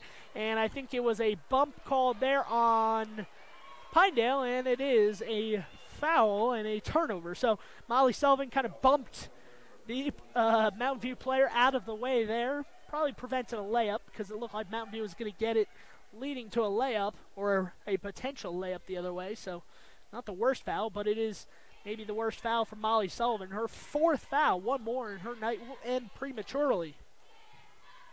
Lindy Hereford drives through the lane, lays it up off the window and good. There's a reason there is backboard, and it's not just a rim standing up. Sometimes you need that extra oomph off the window, off the glass, and that is exactly what Lindy Hereford did. Ball's knocked away into the backcourt, taken away, Hailey Stephens. Hailey Stephens goes up and is fouled, so the Wranglers here on the last about 10 or so possessions, I'd say the last 7 or 8 of them have resulted in a turnover, a steal from Mountain View. So Mountain View really racking up those steal numbers tonight. Mountain View averages 11.7 steals a game. Yes, that is an abnormally high number of steals, especially at a high school level. 12 steals a game. And Hailey Stephens makes the first free throw. 57% free throw shooter. Has a chance to make the next one, and that is up and no good. So 1 of 2, about average there for Hailey Stephens. Lead at 13 now. Some more backcourt pressure here from the Lady Buffalo. Grace Davis picks up her dribble and dribbles again. And that is a double dribble. Quite literally in the name there. She's dribbling once and she picked up her dribble and then started again. Hence the double part of that dribble. Now View with the ball up top. A 13-point advantage. 5:07 to play in this contest. Henstra in the right corner gets back up top to Lindy Hereford. Hailey Stephens taking it back out towards midcourt. Mountain View in no hurry here, up by 13 with under 5 to play. Henstra on the right wing, back up top to Hereford. Looking to go inside, looks like, to Kylie Dellinger or Sadie Mitchell. They do go inside to Dellinger. Dellinger turns, gets it off to Mitchell. Mitchell trying to go up strong with it, and she fell to the floor. And a traveling violation is called there, so Sadie Mitchell looks over at the bench. Jessica Moretti calling out a trap here, as they have employed for most of the game here, and it has worked to Mountain View's advantage. Pinedale is able to get it across the timeline on this possession. 4.5 to play. Grace Davis with the ball in the right corner. Henstra reaching in, trying to poke it away. Ball is taken away. Sadie Mitchell forces the turnover as Davis goes to the ground. It's a 2-on-1, and that shot is no good, but Henstra is able to grab the rebound and slow things down and back out towards midcourt as Jessica Moretti tries to get around the much taller official so her players can see her. You can see the height advantage goes to that official. Jessica Moretti being blocked momentarily. in the corner. Hailey Stephens with it now, and that shot is long, no good. Lindy Herford racing to get the rebound into Sadie Mitchell. That's an assist there for Bailey Henstra. 2 points for Sadie Mitchell. Nice play there off of the offensive rebound, and a timeout for Mike Davis and the Pinedale Wranglers. We're going to take this timeout too. A 15-point advantage. The Buffaloes looking to run away with this one with 3:44 to play on opening night of division play in Wyoming. My name is Dr. Micah Pullins. I'm an orthopedic surgeon at Evanston Regional Hospital. Orthopedic surgery is the practice of medicine centered around bones and joints. It's all about movement and activity and getting that to be less painful. Watching a patient with a specific problem, whether that's pain or decreased range of motion, and being able to treat them, by far the best part of my job.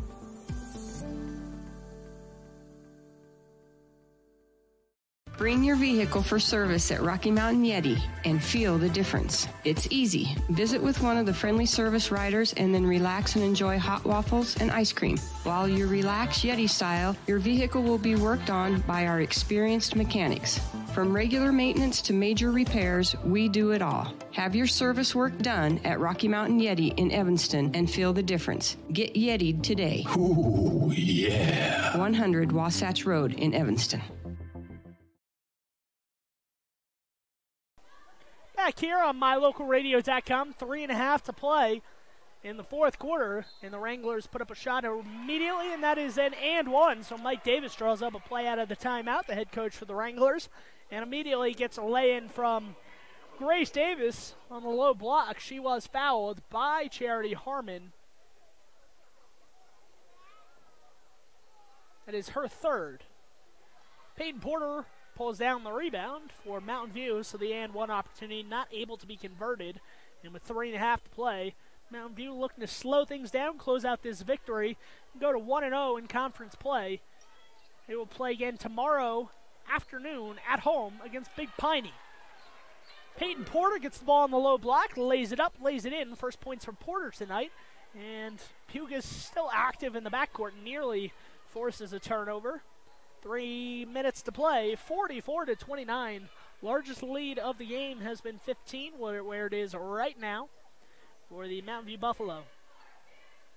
Really extended this lead in the second half. It was a 27-21 game at the break. Mountain View led. Logurski, a leaner on the baseline, no good. And that is Hailey Herford pulling down the rebound. Gets it over to Bugus, and with 2.5 to play, Mountain View looks to have this thing wrapped up and end their 5-game skid. They lost 5 in a row coming into this one. Back in the corner goes to Hailey Stephens. Hailey Stephens, rainbow three, nothing but nylon. And 3 more. The lead now at 18 for the Buffalo. Racing down the court is Pinedale the other way. Logurski from 2 feet away. Up off the window and good. So 16 points, the deficit now with 2 minutes to play. Mountain View coming into the contest had 5 consecutive losses, albeit to some of the top teams in their division, in the 3A conference rather, and looks to end tonight. Allie Bugus with the rebound, gets back to Harmon. Harmon going to drive the baseline, and she traveled, started moving before the ball hit the hardwood, and with 1:50 to play, the Wranglers down by 16. Mountain View still going to pressure here in the backcourt as Pinedale looks to inbound. Over to Kylie Hansen. That is Majhonovich going up the left sideline. She picks up her dribble, is doubled, gets it over to Davis. Davis up and under Peyton Porter and not able to get the layup to go. And here comes Lindy Herford, who picks up her dribble on a jump stop. Gets it over to Bugus with 1:30 to play here in quarter number 4. Kylie Dellinger working down the right side of the paint. Drops it off to Lindy Herford. Lindy Herford going to cut in the lane. Open 3 for Bugus, and she came up way short. She knew it, though, as she chased after it. And the rebound pulled down by Pinedale, and Bugus forces a jump ball there, and it will be Mountain View possession. So up by 16 with 1:16 to play. Allie Bugus not going to stop working. And that showed on that one. A 16-point lead here for the Buffalo. And possession. Bugus checks out now. Bailey Henstra back in. Inbound goes to the corner. Kylie Dellinger, feet on the line. Long two, no good. Pulled down from Hailey Herford down low on the low block. No good on the second opportunity. And Kylie Dellinger tries to throw it inside, nearly taken away. Ball ping-pongs of a couple defenders, and back out up top is Henstra with it. Henstra, elbow jumper is hit from behind, and she will go to the free throw line. So, as I said at halftime, Mountain View only averaging 41.8 points a game given up. That number is going to go down a little bit after what looks to be a stout defensive effort, only allowing 31 so far. Bailey Henstra makes the first free throw. She is 1 of 2 on the season, so now make that 2 of 3 because she makes the first. Chance to go 3 of 4 on the season here for Bailey Henstra if she can make it. No pressure.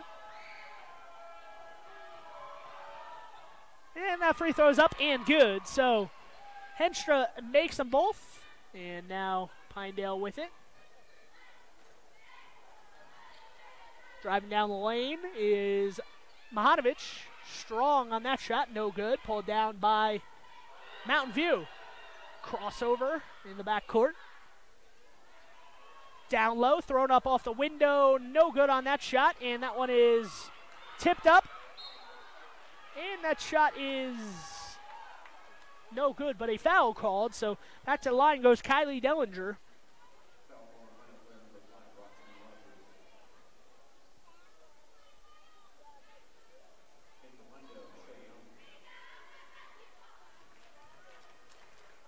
So Mountain View looking to impress here.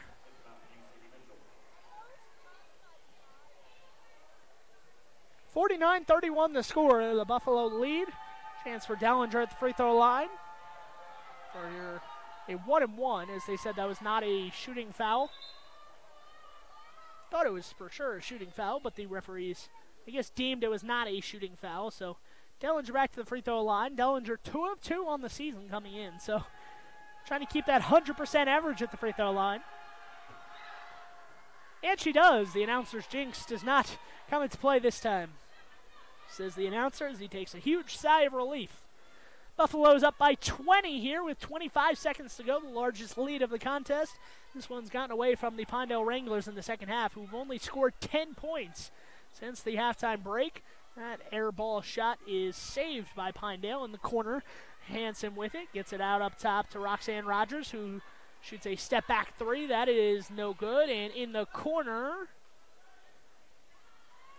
it is off of Pinedale, and that looks to be the end of this one as Pinedale backs off the coverage here. And with 5.9 to go, the Buffalo will close out a 51-31 win. So the Buffaloes score more points, or right about on average of what they're used to, and holds the Wranglers to under what they are expected to score. The Wranglers only with 31, the Buffalo with 51. A 20-point win on opening night of conference play for the 3A Mountain View Buffalo out of the 3A Southwest Division. They open up play 1-0. They'll have a chance to go 2-0 tomorrow afternoon when they play the Big Piney Punchers at home. The girls' tip is expected to be 3 p.m. The boys' tip expected to be 4:30 p.m. tomorrow. So if you're interested in watching that one, make sure you go out to Mountain View High School tomorrow to watch that one at 4:30, 3 and 4:30 for the girls and boys games against Big Piney. I will be at Lyman to cover Lyman against this Pinedale team. Lyman currently right now playing at Big Piney as we speak. So Lyman and Mountain View looking to be the top two girls team in the 3A Southwest Division and two of the top teams in the 3A Conference. Well, they got off to a good start tonight. A road victory, a 20-point road victory here at Pinedale. Jessica Moretti's team snaps her 5-game losing streak, and the Buffaloes improve to 7-5 on the year, 1-0 in conference play. Meanwhile, the Wranglers drop to 6-7 on the year. They will hop back out on the court tomorrow against the Lyman Eagles on the road for the first time in conference play. That's going to do it for our coverage for this girls game, but stay tuned. On this stream, we will have the boys game starting soon in about 15 to 20 minutes, where the boys will take on the Pinedale Wranglers boys team. Remember, we saw them once this season, the Pinedale Wranglers, against Lyman. So they defeated Lyman in a close game at the Flaming Gorge Invitational. That was a non-conference game. We'll have our first opportunity to see the Pinedale Wranglers on their home floor, the boys team, facing the Mountain View Buffalo tonight. Join us after this commercial break for the boys action from Pinedale Wrangler High School. Light up your world with a custom-built LED sign from Rocky Mountain Sign in Evanston. It's a proven fact that signage that lights up creates more attention. So light it up and then add text, images, and video, and your sign becomes even more powerful. Start sharing your advertising messages and information with your customers today. The team at Rocky Mountain Sign provides all types of quality signage that is custom-built and maintained. Call today for a free quote. Rocky Mountain Sign, 307-789-5202. Rocky Mountain Sign, serving customers in Wyoming, Utah, and Idaho. Dr. Dog, the other day I was at the dog park and ran into Keegan, the Irish setter from up the road. When we smelled hello, I was surprised because he smelled like delicious roasted duck. When I asked if he'd been hunting, he said nein, he had been to see you. Yes, Mr. Hans German Shepherd, I'm recommending Canine Superfood Advance from PetMinerals.com for all my canine patients. The powder mixes with your dog food to create a delicious duck-flavored gravy. Order your Superfood Advance from PetMinerals.com today.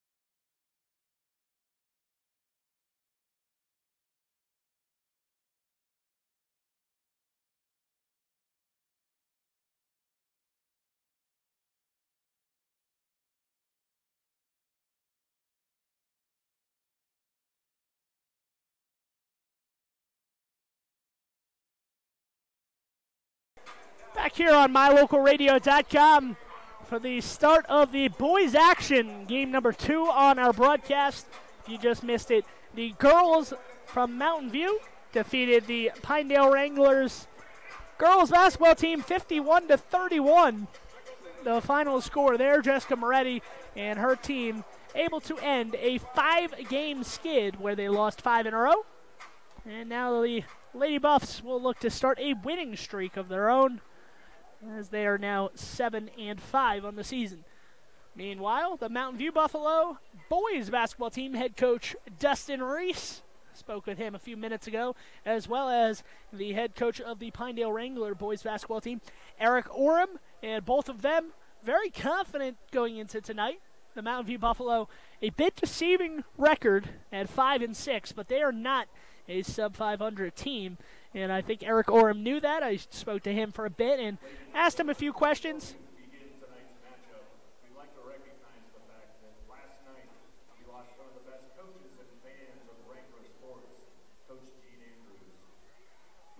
And a moment of silence being happened here for a fallen Pinedale Wrangler. We're going to take a short break here on mylocalradio.com.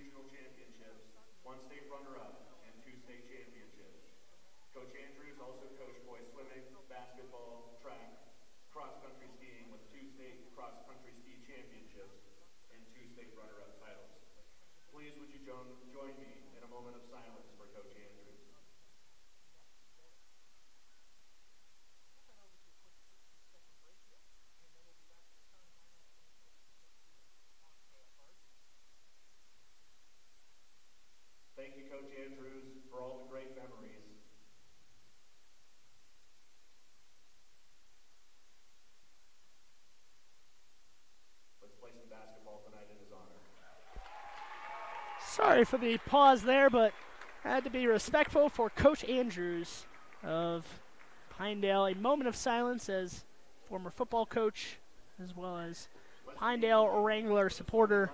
Coach Andrews passed away late last night. Back to some basketball here at Mountain View, where the starting lineup's being announced. Braeden Walk going to be the first announced for the Buffalo. Trenton Wells going to make a start, senior. Kimball Madsen, another junior. Starting number 10,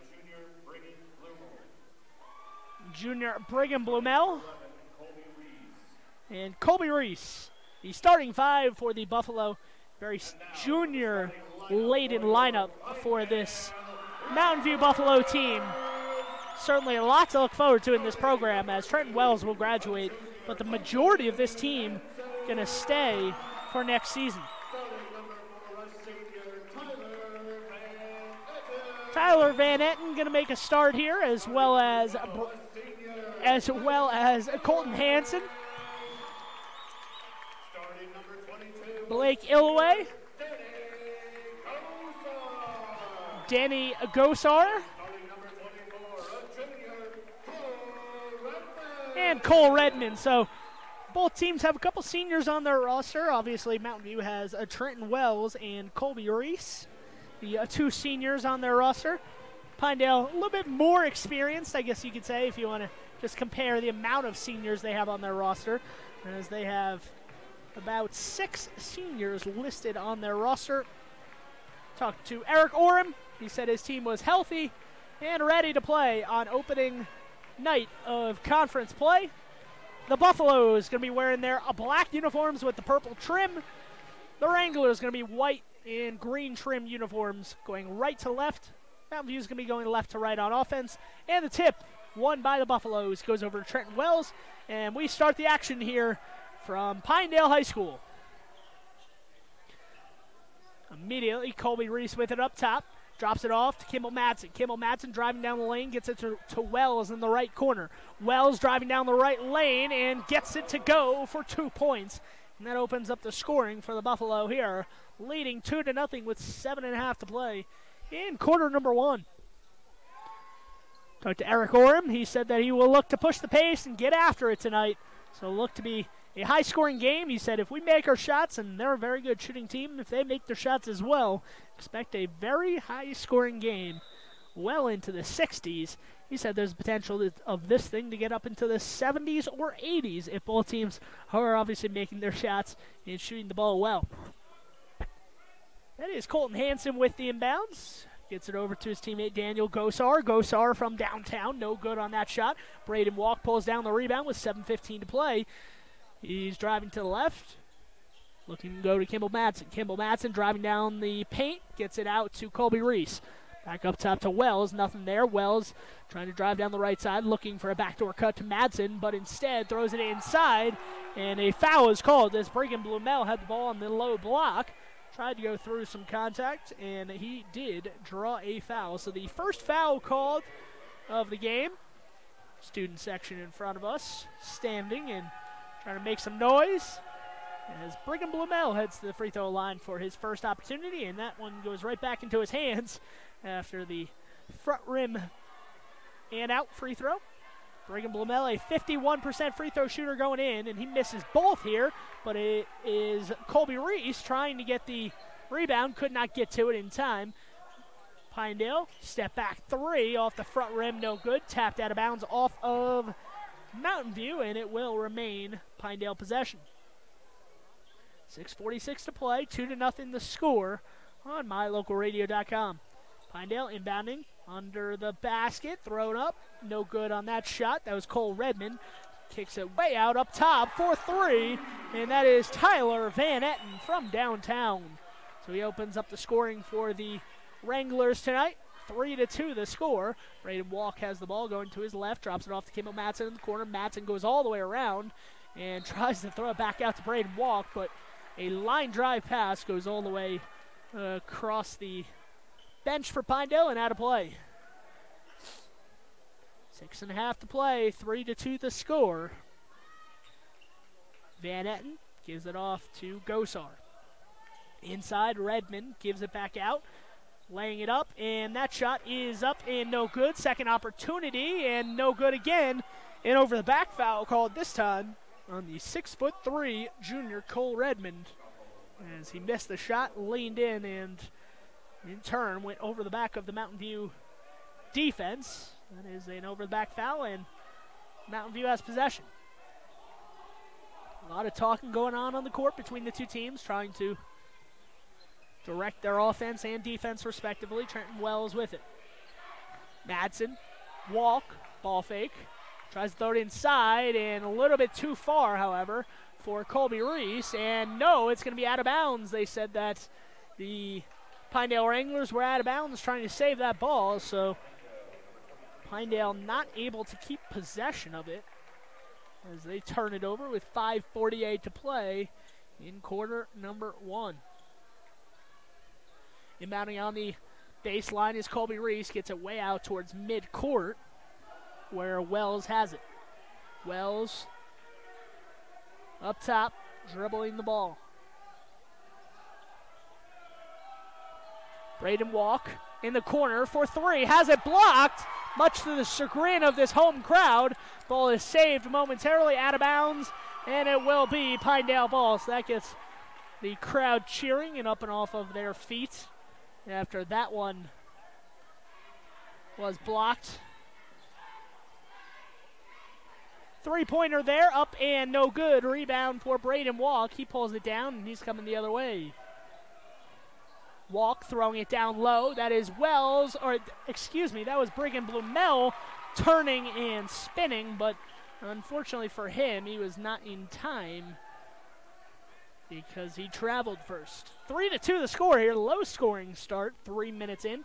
Only 5 points combined between these two high-scoring offenses. On the outside, the 3 ball, and that is up and good from Tyler Van Etten from downtown. So Van Etten 2 threes to open up this contest. Van Etten, those bright neon green highlighter shoes. Easy to pick him out. And that 3 is long off the wrong side of the backboard. And that is no good. Colby Rees tried it from downtown. Maybe has to think better of it. Moving on here. 4:45 to play, 6-2 the score. Pinedale in their home whites, right to left on offense, has it. Nice idea on the pass there from Pinedale, but unfortunately for them, bad execution as Gosar throws it behind his teammate and out of play there. So the Buffaloes are in their black and purple trimmed uniforms, going left to right on your screen, have it on offense now. Spinning on the block, no good. Kimball Matson doesn't get it, but he does tip out the rebound. In the corner, he's driving baseline, tries to get it over to his teammate Hunter Meeks, who entered the game for the first time, and that ball is knocked away. Here comes Pinedale the other way. Van Etten driving down the lane. Free throw line jumper, no good there from Cole Redmond. And Mountain View pulls down the rebound, looking to go the other way.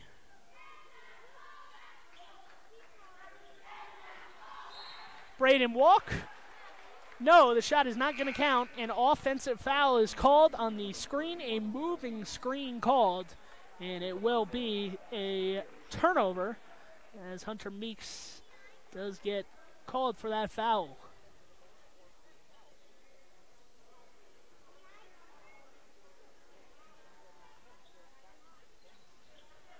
Driving down the right side, knocked away right into the hands of Hunter Meeks. That was Colton Hansen maybe trying to do a little bit too much with that possession. And now Trenton Wells has it on the other side. That shot is up and no good. And here comes Pinedale going the other way. Fade away jumper is no good, but a foul has been called. This one's going to go against Mountain View. And 6-2 the score. The Wranglers with a chance to add to that lead as the foul was called on Hunter Meeks. He quickly picks up 2 fouls. Not what Dustin Rees, head coach, wanted to see. At the free throw line is Daniel Gosar for 2 attempts. He makes the first. Is a 64% free throw shooter. 27 of 42 going into the year.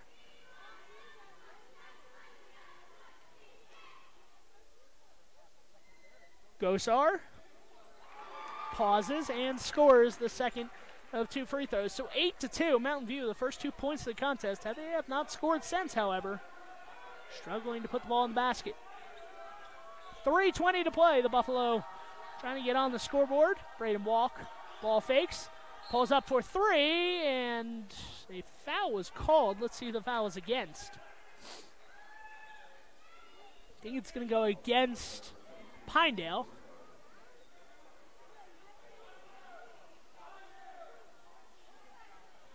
Non-shooting foul on Daniel Gosar, his first foul, the 3rd on the Wranglers here in the first quarter. Trenton Wells, nice baseline pass over to his teammate Briggin Bluemel, who is blocked, much to the chagrin of the crowd. It gets very loud, but a foul was called. Daniel Gosar did have the block, but the other teammate, his other teammate, which was a Garrett Chamber who came in, got a lot of body and was called for the foul. First free throw attempt is no good. So Mountain View starting off the game 0 for 3 from free throws. Brigham Bluemel, 51%, has missed 3 from the line early here. We'll try to make his first free throw. 3:08 to play. Second free throw is no good. Long rebound. Squirts up off the rim and off the backboard again. And pulling down the rebound is Van Etten.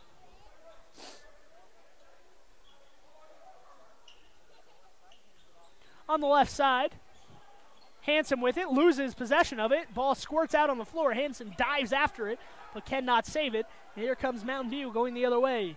Trenton Wells crossover in the paint, puts it up, is fouled. No, is an offensive foul. So Trenton Wells leaning a little bit too much, tried to use his shoulder / his body to push off the defender, give himself a little bit of space. Officials wisely saw that happening, and Wells called for his first foul. Third foul against the Buffaloes, first on Wells here in the game. Hunter Meeks defending, and Braeden Walk steps right in front of that pass, intercepts it, and he will take his team the other way. Braeden Walk going to his left, driving.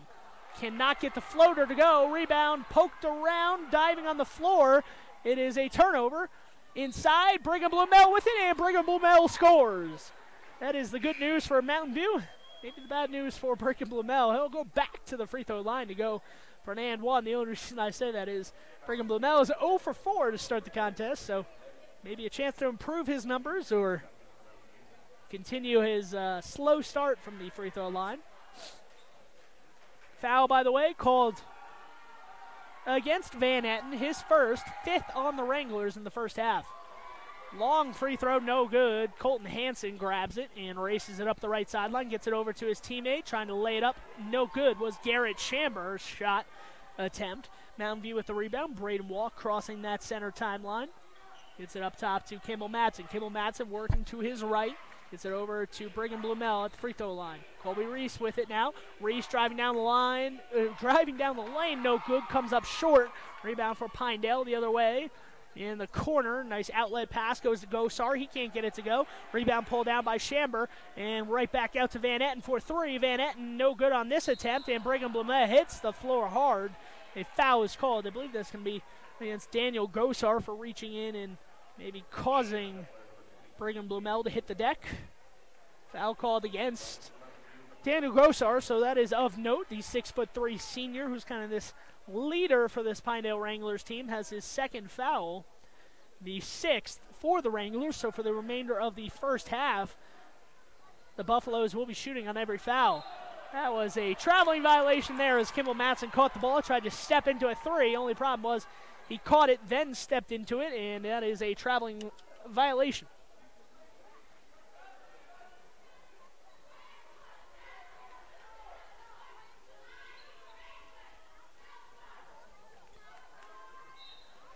Ball thrown on the baseline, and trying to save it was Blake Illoway, unsuccessfully as he could not save it. 8-4, the Wranglers lead here, a low-scoring first quarter. But the Buffaloes trying to get on the scoreboard here. Once again, Kimball Madsen, step back 3, no good off the back rim, but it falls down short right for Colby Rees. No call was made on the baseline. I believe it's going to be Mountain View ball, so did not see the call, or it was not made, but maybe said out loud, and Mountain View will keep possession. Checking out of the game is Van Etten, the senior for the Wranglers. Going inside, Kimball Madsen goes up. A lot of contact there as the defender went flying by him as he pump faked. No call, and the lay-in is good. So 8-6, Buffalo's trying to close that gap.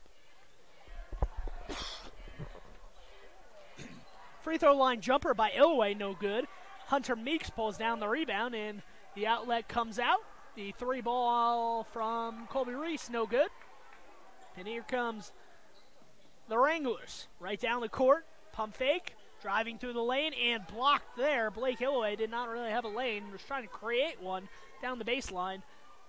Nice outlet pass there, all the way down the court to Hunter Meeks, who caught it, and in the same motion of catching it, just put it up, and he somehow got it to drop, much to the chagrin of the visiting Mountain View fans in that deep corner of the stands behind the Mountain View bench.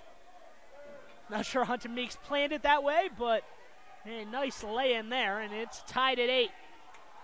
2 seconds on the clock. Chamber spinning, turning around, leading. The fadeaway jumper is no good, and that's how we will end quarter number 1. The Wranglers 8 points. The Mountain View Buffaloes also have 8. After 1 quarter here of the whiteout at Pinedale Wrangler High School. Join us after this commercial break on mylocalradio.com. My name is Dr. Micah Pullins. I'm an orthopedic surgeon at Evanston Regional Hospital. Orthopedic surgery is the practice of medicine centered around bones and joints. It's all about movement and activity and getting that to be less painful.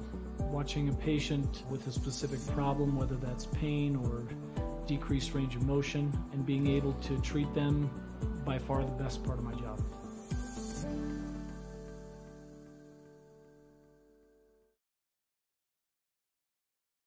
We know that when you think of Plains Tire in Evanston, you always think the Tire Professionals. Quality customer service. They're friendly with great prices. I really like Plains Tire in Evanston.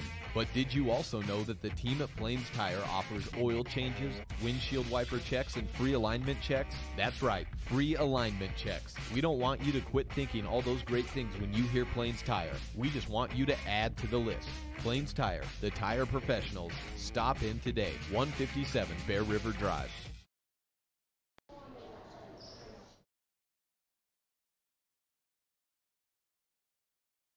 Back here at Pinedale High School, where the Wranglers and the Buffaloes tied at 8 as we start quarter number 2.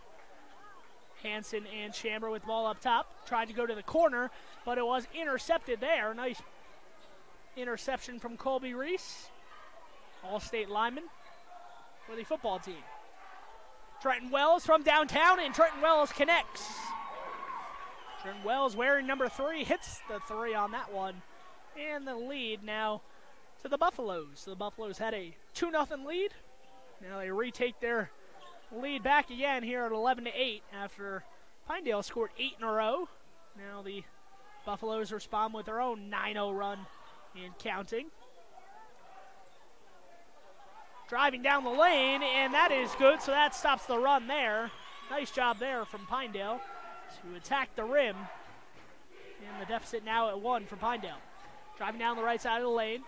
Braeden walk for 3. Long off the rim.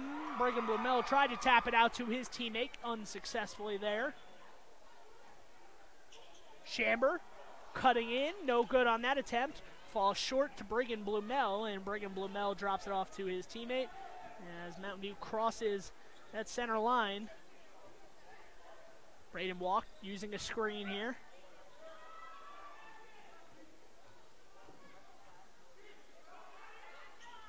Kimball Matson from about 10 feet away scores that one, and the lead 13-10 here for the Buffalo.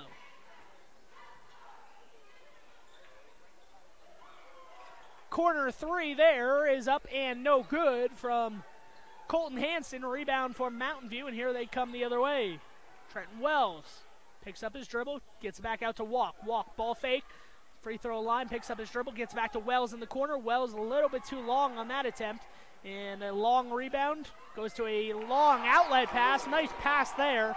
And Blake Illoway, the benefactor, as he gets the ball right in front of the basket and is able to lay it in for 2 more. So 13-12 the score. This one's been tight throughout. As both teams looking to get their first conference win on opening night. Kimball Matson driving to the left, down the lane, and he took one too many steps there and traveled with the ball before when he tried to drop it off on the post. Substitutions come in for Pinedale. Checking out was Tegan Pennock, Garrett Chamber, and also Joey McCulloch. From the corner, that is Van Etten with it now. Van Etten picks up his dribble, gets it out to Redmond. Driving down the lane is Hansen. Hansen lays it up off the window, and the crowd cheers because the Pinedale Wranglers have retaken the lead now, 14-13, as well as it's the inbound pass. Wells and Madsen up top. Nice backdoor cut there, but it was off of the hands of Ashton Schofield, but Pinedale unable to wrangle that one in bounds, and it goes out of bounds, and it will be Mountain View ball. Ashton Schofield checking out now, and a timeout called by Pinedale. So we're going to stay right here on mylocalradio.com. Not going to take a commercial break. It's only a 30-second timeout, I believe. So going to stick right here. 14-13 the score. The Wranglers lead here in the second quarter. Just going to take a step back and reset some things. The Wranglers with 6 fouls. They had those 6 fouls about a minute and a half to go in the second quarter and have not committed a foul in this quarter. So they've done a good job so far of not sending the Buffaloes to the free throw line. The Buffaloes, a decent team at the free throw line if you're going to talk about averages. A 57% average. It's not anything great but it's not the worst, especially in high school basketball. It's kind of about average of what you would expect in the high 50s to mid-60s range as a team. Trenton Wells gets the inbound near midcourt, gets it off to Madsen on the left side. Madsen gives it to Rees. Back out up top. Madsen pokes it over to Wells. Wells, ball fake. Braeden Walk cutting to the corner, open. A foul is called as the ball was knocked away at the free throw line. Pinedale thought they had a steal, but instead it's going to be a foul called against Pinedale. So just as I said that, maybe an announcer's jinx. That was Colton Hansen who committed the foul and sends Mountain View to the free throw line. Going to the free throw line is Kimmel Madsen. He's only a 48% free throw shooter, however, at 14 of 29. So it makes the first, proving me wrong, maybe. See if he makes the second. Kimmel Madsen, chance to give Mountain View back that 1-point lead with this free throw.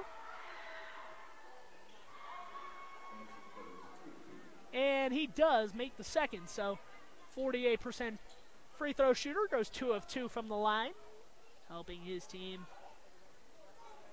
to regain the lead. Cutting down the lane, Van Etten comes up short, and the ball knocked out towards midcourt where Illaway has it. Illaway gets it back out up top to Colton Hansen. Colton Hansen on the left side. Over to his teammate on the right side. That is Gosar. Gosar trying to avoid the contact with 2 fouls. He lays it up and lays it in. Did a nice job of pirouetting through the defense there. Trying to avoid that contact and not pick up a charging foul. Ball's in the corner. Braeden Walk gives it back to Madsen. Madsen trying to post up on the shorter defender. Kicks it out for 3. Ball's off the rim, no good. Goes right into the hands of Braeden Walk. Pump fakes. Braeden Walk puts it up, no good. Rebound goes back to Kimmel Madsen in the paint. Kicks it out to Trenton Wells, who slows things down. Says, let's get a good shot here. Colby Rees driving through the lane. Doesn't have anything. Kicks it back out to Wells. Wells on the baseline. Picked up his dribble. Looking to go somewhere with it. Gets it to Braeden Walk, and Braeden Walk is fouled as he looked like he was about to go up for the shot. His arm was hit. The ball fell out of his hands, and it will be 2 more free throws for the Buffalo. Or 1 of 1, excuse me. It's the 8th foul on the Wranglers and the 3rd foul on Cole Redmond. So Redmond has to check out now with 3 fouls. Doesn't want to pick up any more, certainly before halftime. Braeden Walk makes the first free throw. Gets this thing back to all square. Braeden Walk, 62% at the line, 26 of 42. No, 27 of 43. 28 of 44 at the line is Braeden Walk on the season now, and now the referee blows his whistle. Is there some blood on the uniform, maybe? He's pointing at Colton Hansen.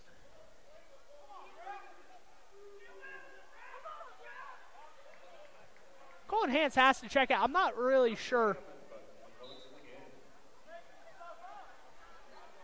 I'm not really sure what happened there, but Colton Hansen has to go back to the bench. Maybe they said that he wasn't. I mean, it was a made free throw, so Colton Hansen should have been allowed to check in unless he came to the table late. Not exactly sure what the official was calling there, but the home crowd doesn't like it for sure. Braeden Walk nearly turns it over on his knees, gets it over to Wells. Wells on the right wing gets it over to Rees and back to Walk. Wells bunched up in the corner, drives the baseline, gets 2 defenders in the air and gets blocked from behind. So he did a nice job pump faking, but unfortunately for him, Pinedale still able to get the block shot there after a pump fake had 2 defenders in the air. Foul was called, by the way, on Mountain View after the ball was picked up by Pinedale. Foul called on Colby Rees, his first, only the 4th on the Buffaloes, so no free throws or foul trouble here for the Buffaloes early on. Hunter Meeks with 2. It's the only thing to worry about if you're a Buffalo fan. Meeks not on the court, however, as we say that. And that one is laid up and in. Blake Illaway gets a chance at a 3-point play as he is fouled as he scores the layup. Count the basket. 1 more at the line coming for Illaway. Illaway, a 69% free throw shooter on the year. Out of 80 attempts, he's made 55.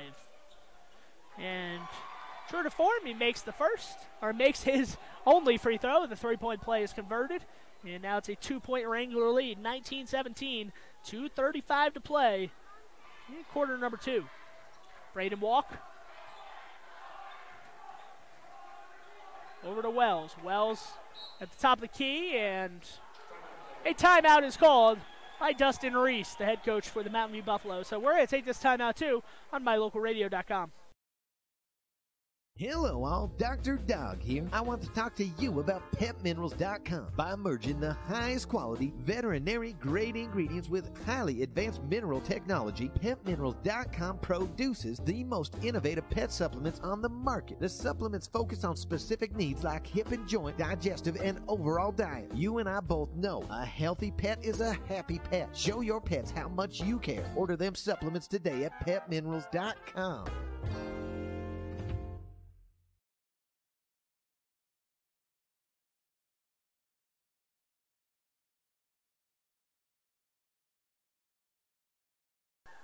Back here on mylocalradio.com, where the Buffaloes trail by 2 at this point in the game, with 2:23 to play in quarter number 3. All right, quarter number 2, excuse me. Getting a little bit ahead of myself. Kimball Madsen with the ball on the low block, turning, spinning, and winning with a 3-point play opportunity. Chance to get those 3 points they gave up on the last possession right back, as Kimball Madsen has that basket count. A foul against Pinedale. And Kimball Madsen at the line for a chance to take the lead back. Madsen, a 48% free throw shooter, is 3 of 3 on the night, so that'll improve his average. Only 14 of 29, so not a large sample size for him as far as his statistics go, but 3 of 3, a nice start for Madsen from the line.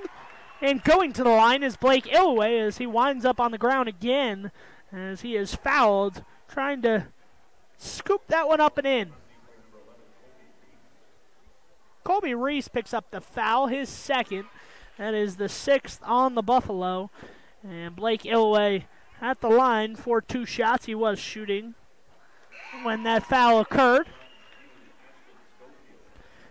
Ashton Schofield going to check back in here for the Buffalo.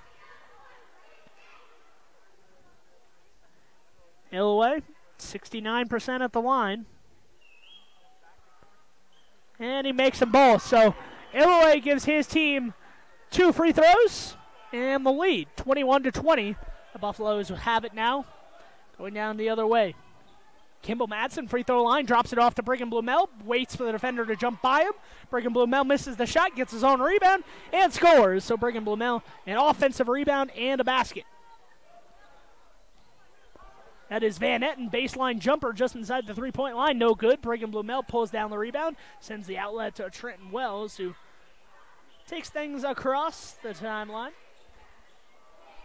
Braeden Walk, a deep 3, and nothing but nylon on that one. So Braeden Walk hits his first long ball of the evening, and it's 25-21 the score now on mylocalradio.com. And just as I say that, Tyler Van Etten wasting no time. Probably about a 5-second possession there for Pinedale from inbound to scoring as Van Etten found a spot on the elbow where he was comfortable shooting it, and he made it. Ashton Schofield, drove a little bit too far to the basket there, and it's because when he tried to lay it up, he threw it on the underside of the rim. Lost position of where he was on the court. Pinedale missed shot the other way. He comes back to Mountain View. Frantic pace here late in the second quarter. Under a minute to play, Braeden Walk cutting through the lane, lays it up off the window. Briggin Bluemel slaps it backwards out towards midcourt, and Ashton Schofield taps it over to Kimball Madsen, who gives it off to Braeden Walk near half court. Kimball Madsen, Trenton Wells, pump fakes, back out to Madsen for 3. Madsen's got it. So heating up just as halftime approaches are the Mountain View Buffaloes from downtown. The long ball there. Well, they have it as a 2 on the scoreboard, so maybe that was a 2. But albeit a long 2 at that, I cannot see that position on the court because of the students standing near the court. So a long 2 on that possession extends that lead to 4. And Pinedale looking to close out the half with a basket. That is Daniel Gosar, a long step back three, no good. Rebound underneath, and that is blocked out of bounds. And that has Tegan Pennock looking over at the official saying there was no foul there. And the buzzer sounds, no foul called, and that is the end of half number one here from Pinedale Wrangler High School. 27-23, the Buffaloes leading, looking to extend this conference winning streak that continues on from last year.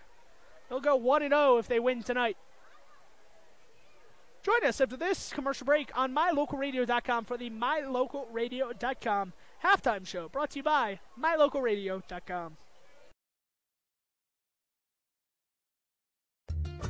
Serving Wyoming since 1941, Plains Tire is Wyoming's oldest and largest tire dealer with great locations throughout the state. They'll get you the right tires that offer the best results for your vehicle at the lowest prices, guaranteed. Plus, you can go to any Plains Tire Pro dealer with their nationwide warranty service. And check out their Plains Tire phone app. Come down and see us at Plains Tires on 157 Bear River Drive for all your automotive needs. Hablamos también español.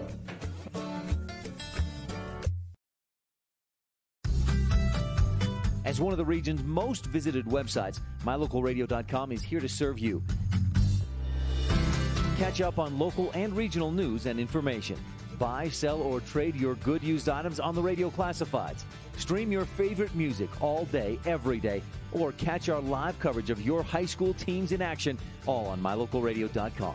Like us on Facebook so you never miss a giveaway, and visit MyLocalRadio.com today to stream it all live.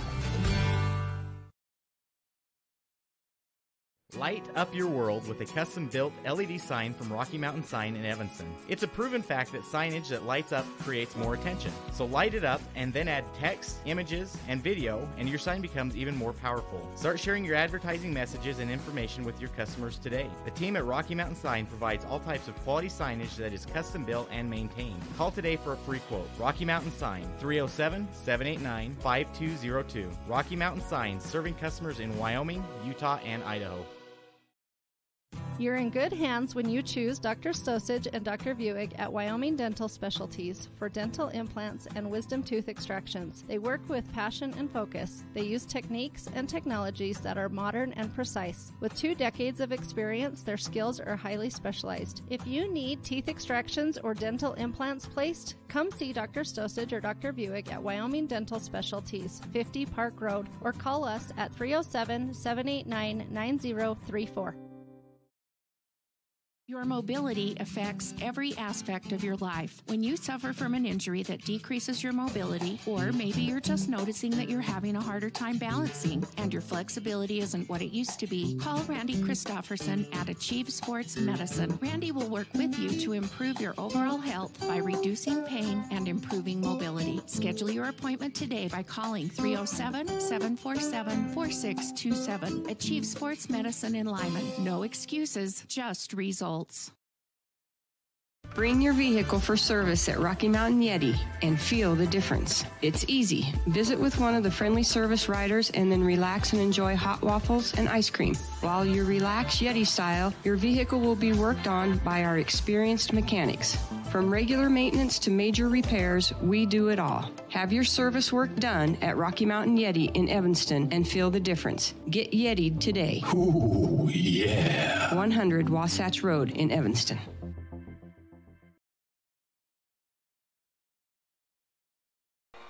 Back here at Pinedale Wrangler High School, where the Mountain View Buffalo is leading this one 28-23 at the halftime break.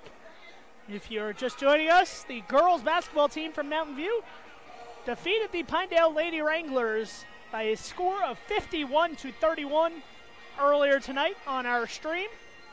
If you're interested in watching that and all of the Mountain View girls basketball games from this season, go on to MyLocalRadio.com, go under the sports tab, and go to Buffaloes, and all of those streams will be there for your viewing pleasure, as well as Lyman Eagles under the Sports and Eagles tab. We will cover both teams as much as possible throughout the year. I will be at Lyman High School tomorrow for their second game of conference play, where the Pinedale Wranglers, this team we're seeing tonight, will take on Kevin Lewick's squad in the boys game, following the girls game where McKinley Bradshaw will look to lead her team to another 1-0 start, or another 2-0 start, another 2-0 start in conference play after beating Big Piney tonight.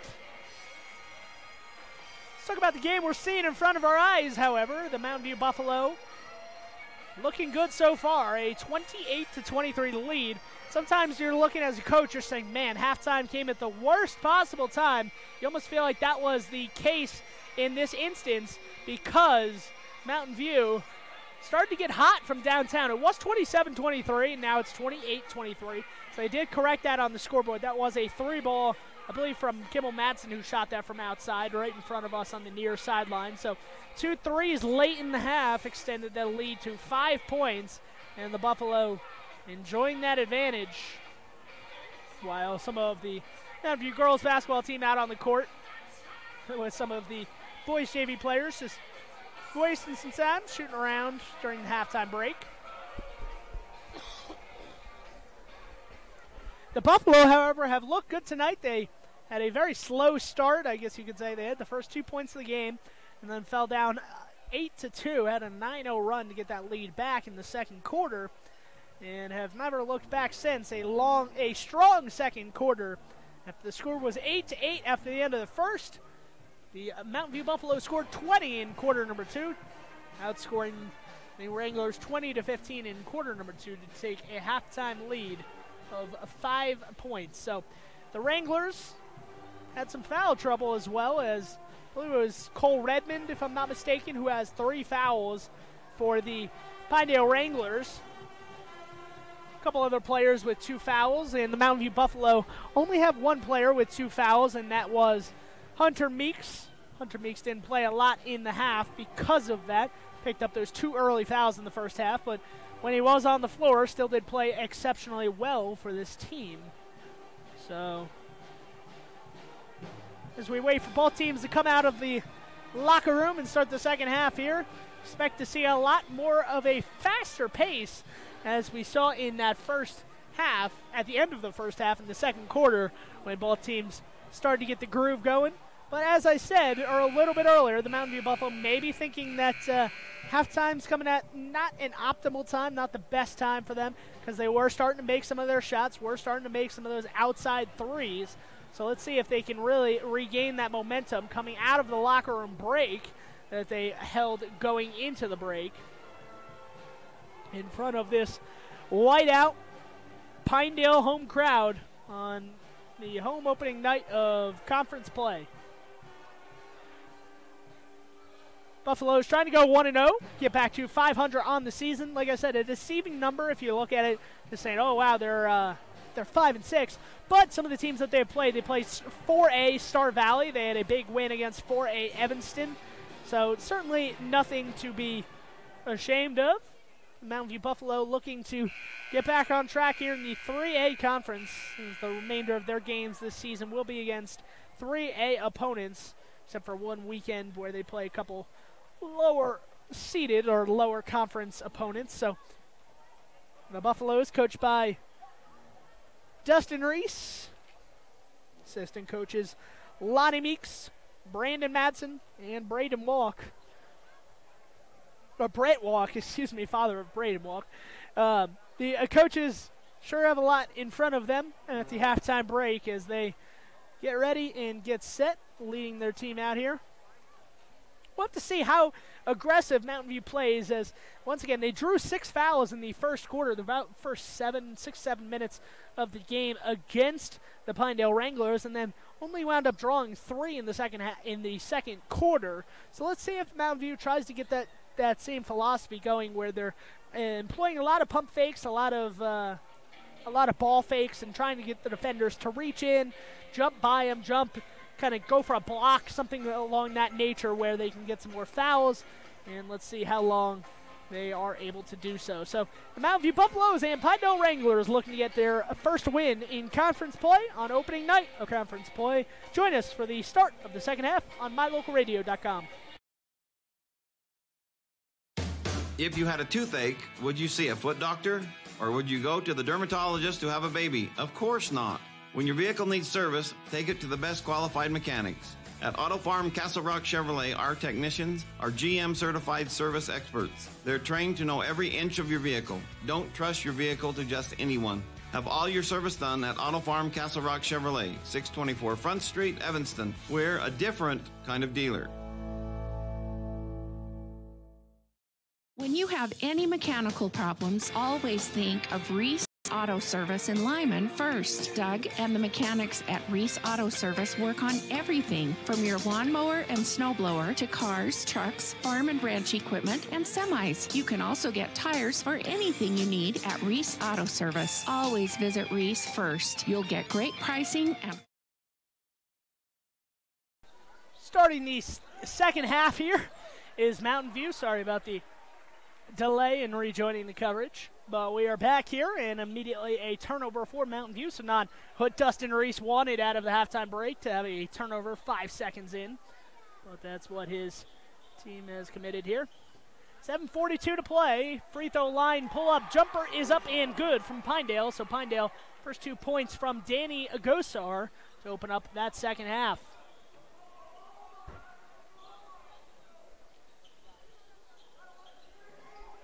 Ball up top.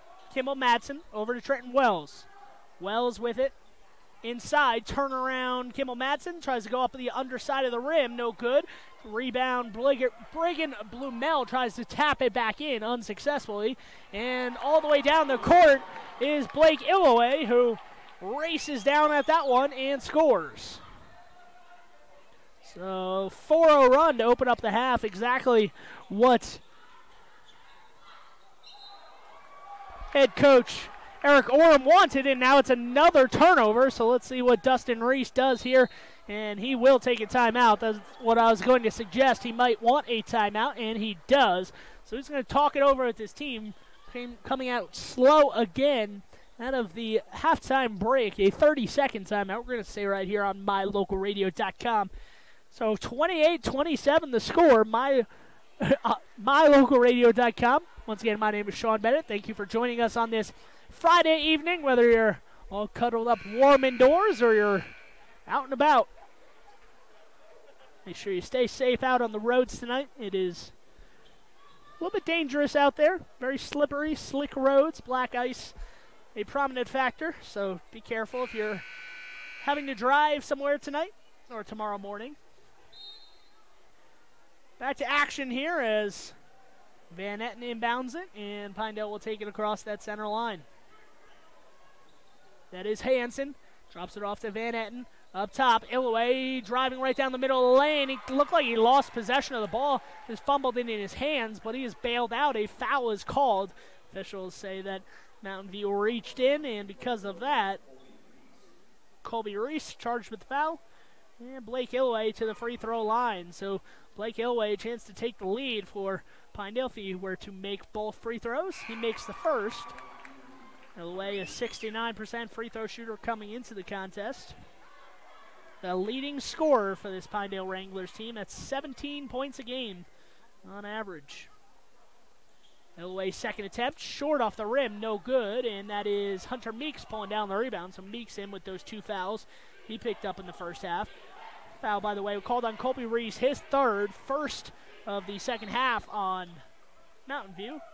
And trying to take it away there was Danny Gosar, who was on the sideline when he did so. So a Mountain View ball. It will be Mountain View ball. Van Etten checks out. Tied at 28 here. Down low, Briggin Bluemel puts it up, and he traveled. He moved his feet. Hunter Meeks not happy at that call, as well as Briggin Bluemel. And about a minute and a half in, 91 seconds have gone by in this third quarter. Pinedale Wranglers have scored the first 5, and the only 5 of this second half. Chance to take the lead on this possession. Gosar going to drive down the baseline, give it up. A 3 from the top of the key. Cole Redmond, yes sir. Cole Redmond gives the Pinedale Wranglers their first lead in a while. First lead of the second half here with 6:07 to play. They have the first 8 points of this second half. Trying to go inside. Hunter Meeks gives it back out top to Kimmel Madsen. Kimmel Madsen trying to chase down his own shot. Brigham Bluemel throws it off the hands of Colton Hansen right into that Mountain View bench. So Mountain View retains possession here after the offensive rebound, chased down in the corner. And then the girls basketball team from Mountain View did exceptionally well. It was an offensive rebound. Inbound goes to Hansen, back to Wells. Wells with his back to the basket, dribbling. Picks up his dribble now, gets it inside. Briggin Bluemel puts it up from 4 feet away and scores. 2 more for Briggin Bluemel. And now the Buffalo trail by 1. So the Buffalo's first points of the second half. Down the baseline, Blake Illoway scores another 2. Illoway is putting on a show here, especially in the second half, where he has struck gold as far as he's concerned. 5:18 to play, excuse me, and a foul is called away from the ball on Pinedale. Mountain View in the black and purple trim, Pinedale in the white and green trim uniforms. Foul goes against Shamber, his second foul. Kimball Madsen over to Braeden Walk. Trenton Wells on the left side. Goes back to Walk on the right side now. Walk taking it back towards midcourt. Cross-court pass goes to Wells. Wells throws it inside to Briggin Bluemel. Hangs, tries to hit, no good. Hunter Meeks keeps it alive. Taps it out to Trenton Wells. Back to Meeks in the corner for 3. He is fouled. Is he fouled or is... Might be an away from the ball foul also on Pinedale. It is going to be away from the ball foul on the rebound attempt underneath the basket. A little bit too handsy. Colton Hansen, his second on the team here in the second half. Trenton Wells throws it into Hunter Meeks, who gives it back to him. Free throw line jumper, no good. Rebound pulled down by Pinedale. Nearly threw it away along the sideline, trying to tiptoe, keep it alive. They did. And that elbow jumper up and no good. Briggin Bluemel skying in the air to tip it over to Kimball Madsen to control possession. Braeden Walk. Back to Meeks up top. Braeden Walk for 3. Open. He's got it. Don't want to leave Braeden Walk open for 3 very often if you're an opposing team playing against him. And that showcases why. He is a very deadly outside shooter, especially when he's making his shots. And a timeout for Eric Orem. So we're going to take this timeout too on mylocalradio.com. Join us after this commercial break. You're in good hands when you choose Dr. Stosage and Dr. Buick at Wyoming Dental Specialties for dental implants and wisdom tooth extractions. They work with passion and focus. They use techniques and technologies that are modern and precise. With 2 decades of experience, their skills are highly specialized. If you need teeth extractions or dental implants placed, come see Dr. Stosage or Dr. Buick at Wyoming Dental Specialties, 50 Park Road, or call us at 307-789-9034. Back here at Pinedale Wrangler High School, where Blake Illoway has been putting on a show of late here for the home Wranglers. Leading scorer for his team at 14 points tonight. Mountain View coming out of the timeout. Looks maybe they're going to go into a 2-3 zone. At least that's what they're lined up with to begin. Ball is inbounded out towards midcourt. Some trapping pressure. Falling down was a Mountain View player, but no need for him to get back into play as Trenton Wells sees the ball plop right into his hands. Trenton Wells trying to drive baseline. Has saw it go out of bounds off of, I believe it was Blake Illoway, who is in on defense on the play. Mountain View will inbound underneath the Pinedale basket. Kimball Madsen throws it in right to Hunter Meeks. Parting of the Red Sea, or the Green Sea on that one, as the defenders all kind of forgot about Hunter Meeks right on the post, and he was unable to make it from in close, but he was open. Talking about open from way downtown, maybe in another area code. That was Daniel Gosar. A little bit too far for him as he misses the long 3. There's a reason you're open from 30 feet away. Steph Curry range. 3:28 to play. Kimball Madsen drops it off to Wells. Wells at the free throw line, looking to get it to his teammate. Dropped off to Braeden Walk, who tries a long 3 of his own. Can't get that to go. Outlet pass down the court. Gosar turning, spinning, tried to get it up on the other side of the rim. Could not get it to go. And Mountain View pulls down the rebound. They're going the other way. Briggin Bluemel up top, trying to set a screen, and an elbow is a vicious elbow there. And they're going to call that one on Daniel Gosar, I believe, as Gosar goes back to the bench, and Eric Orem not pleased at what he saw there as his elbow flung out. That is the third foul on Gosar, by the way. Briggin Bluemel and Gosar playing a very physical game when they're in together. 2:57 to play, 33 all here in the third quarter. Trenton Wells with it, tries to go down low to Hunter Meeks. Ball knocked away before it got to him. Illaway with it, going down the right sideline. Gives it up, open three outside, and that is Colton Hansen. The 6-foot junior gives the Wranglers a 3-point advantage. Braeden Walk, giving it over to Madsen. Madsen crossing over, bumping into the defender, gives it back to Walk for three, and Walk nails it, a one of his own. So a 3-point contest breaking out here in the second half as both teams look to stay hot from downtown. Another three, and this one's a wedgie. Colton Hansen throws it right up in the middle of the rim and the backboard.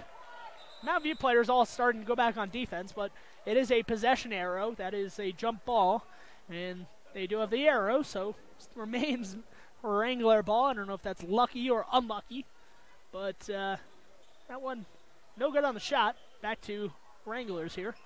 Hunter Meeks straight up on defense, no call, and the shot is no good. Meeks can't get the rebound, however, and Cole Redmond with it on the baseline, can't get that jumper to go. Ball knocked around, tipped up a few times, where Briggin Bluemel throws it out to Braeden Walk. Braeden Walk pulling up from downtown, looked good from our angle, and no good off the left side of the rim there. Looked like it was on line, just maybe not enough under that one. 1:40 to go here, 36 all. It's been a tight one throughout. The Buffalo had a lead at halftime, 28-23. Wranglers came out hot, start the second half, and have tied it up here at 36. On the baseline, back out up top.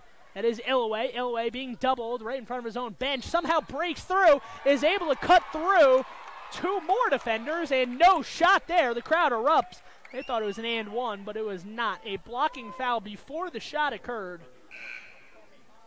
Hunter Meeks, the foul committed against him, and that is the third foul against Meeks. Meeks looks down to the bench, not wanting to believe it, but yes, he will check out with the three fouls. Checking in, Brecken Barnes. First time we've seen him in a while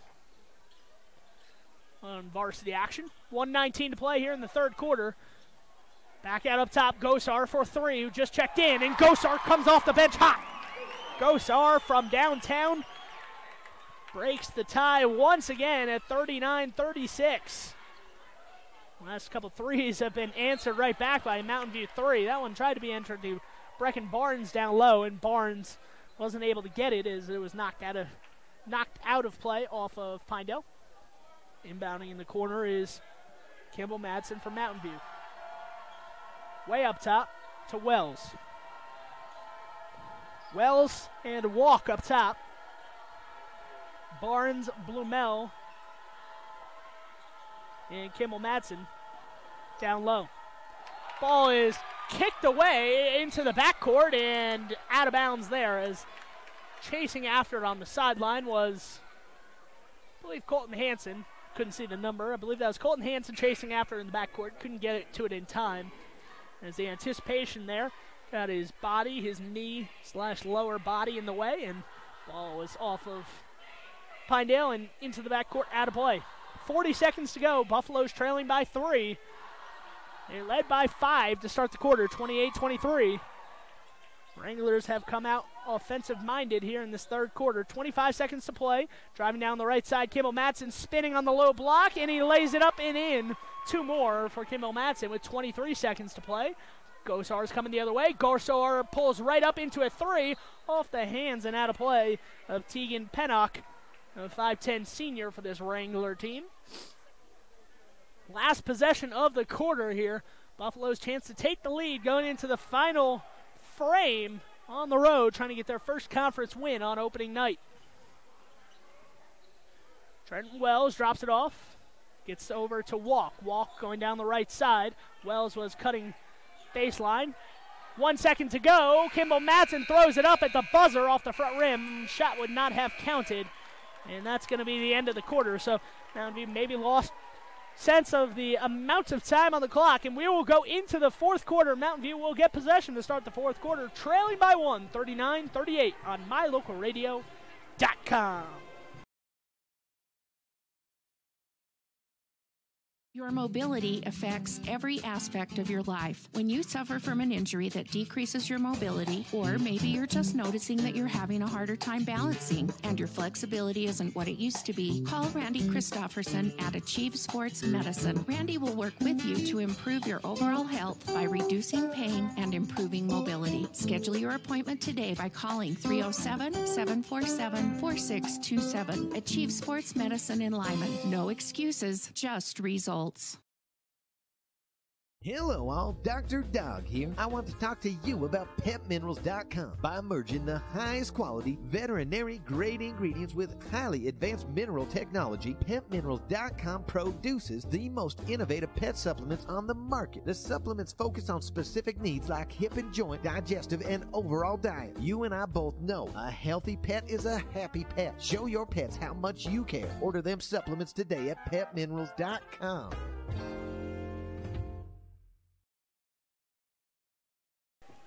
Back here at Pinedale Wrangler High School for the final frame here in conference opening play, and immediately we have a foul. Is it against Gosar? If it is, that's his fourth. It is against him, and Eric Orem comes out to midcourt to object to that call. Clearly not pleased at the foul being called against one of his best players. The fourth foul against Gosar, so one more and his night is over. He remains on the floor for this defensive possession, so let's see if Mountain View attacks him, knowing that he cannot foul or his night will end. Goes to Madsen, being defended by Pennock. Back out up top, Wells being defended by Illaway. He drives down the baseline, looked like he had an alley to the basket, but instead gave it up. It was intercepted. A lob pass, and I don't think it was touched. I think that was just a floater that wound up going in.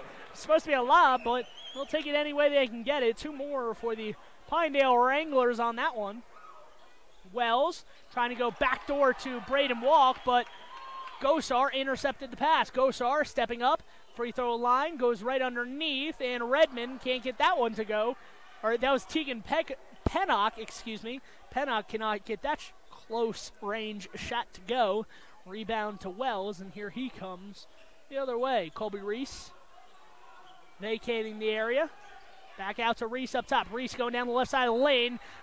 The C's part way for him. A foul on the floor will go against Pennock, who tried to stay with Rees, but could not, or at least legally could not, in a legal sense of a defensive position. 41-38 the score.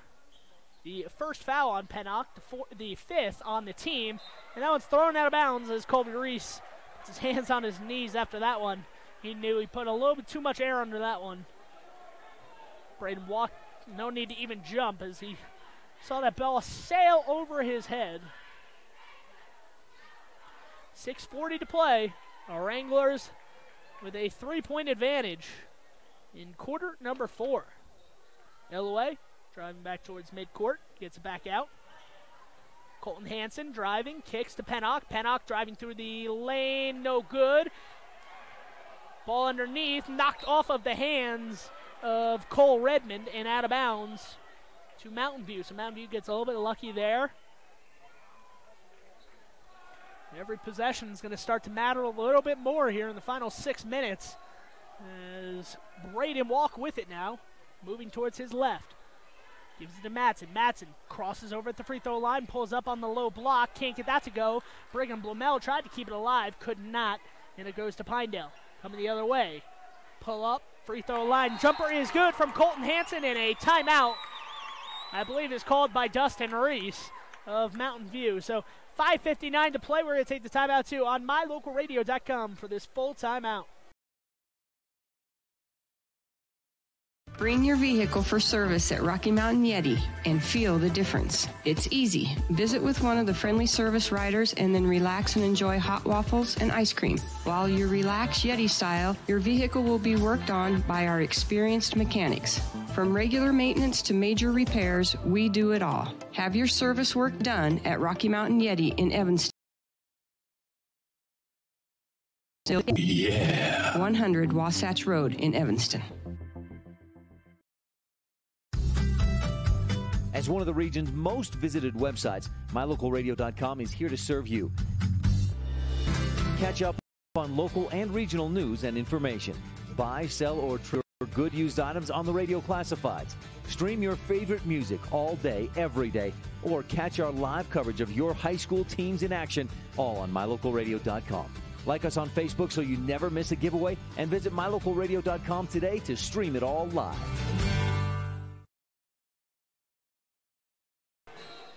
5:59 to go here in the game. The Wranglers once again jumping out to a quick start in the quarter, something that they've been very successful at tonight. They have got the first 4 points of this quarter and lead by 5. Kimmel Madsen tried to drop it off down low to Briggin Bluemel unsuccessfully. Throw him back out. That is Trenton Wells. Kimmel Madsen fumbled it for a second, but in true quarterback form, Kimmel Madsen picks it up and lays it in for 2 more for the Buffaloes, and the first points of the fourth quarter for the team wearing the black on the road. And that is taken away. Kimmel Madsen going the other way. Trenton Wells lays it up off the window, and that is good. Trenton Wells for 2 more. 43-42, 5:15 to go. So Dustin Rees timeout. Works in that effect. On the outside, Briggin Bluemel catches it. Catches the rebound and gives it over Braeden Walk. Just like that, Mountain View a chance to take the lead on this possession. Briggin Bluemel down low, working on the defender there, and Cole Redmond stood no chance with a much stronger, much bigger Briggin Bluemel, just went right through him and scored in the lead for Mountain View. Shot from in close, no good. Pennock grabs his own rebound. Looked like Mountain View almost was shocked that that Pennock missed from that close.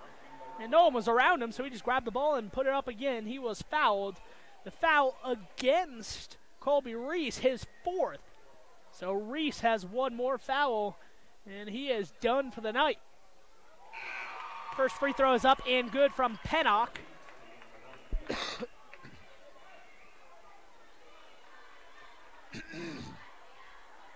Excuse me. Pennock at the line for 1 more shot. He's a 63% shooter, only 5 of 8 on the season. So, talking about a small sample size, that would be the case there. Misses the second, and Mountain View with the rebound coming the other way. Briggin Bluemel at the 3-point line gets it, tries to get it back to Braeden Walk in the corner, but the ball is knocked out of play off the hands of Gosar. So Gosar with 4 fouls, Colby Rees with 4 fouls, Rees on the bench, Gosar on the court, 4.5 to play. Something as a coach you have to determine, is it worth it, and can my player be on the court without fouling or being put in a position to foul? So you don't want his night to end early, but you don't want to leave him on the court on the bench too long where your team suffers. Braeden Walk fakes the screen, rejects it, goes right down the lane and scores. So the Buffaloes take a 2-point lead, their largest of the second half. That is a jumper from just inside the 3-point line from Danny Gosar, and he misses. Long rebound, long shot there, from Braeden Walk, no good. Here comes the Wranglers the other way. 3-ball from the corner, and that is a bad scenario, a bad situation there for the Buffalo as Blake Illoway winds up open in the corner for 3. So Braeden Walk, a long 3, long rebound, led to a run out, and the Wranglers had the numbers going the other way. Scored an open 3 from the corner. Hunter Meeks down low, lays it up and in. Him dancing around on the sideline. Really wanted a traveling violation called. Not called, however, and 48-47, Buffalo's lead. Illoway leaning in at the free throw line. Can't get that shot to go. Rebound Kimmel Madsen. He pulls it out to Braeden Walk, who slows things down with 3 minutes to play. The score 48-47, the Buffaloes lead. Braeden Walk, spinning, gets it to Wells. Wells driving baseline, gives up to Meeks. Meeks from 5 feet away, gets the shooter's roll to go, and the Buffaloes have a 3-point lead here. Pinedale trying to race it up the court.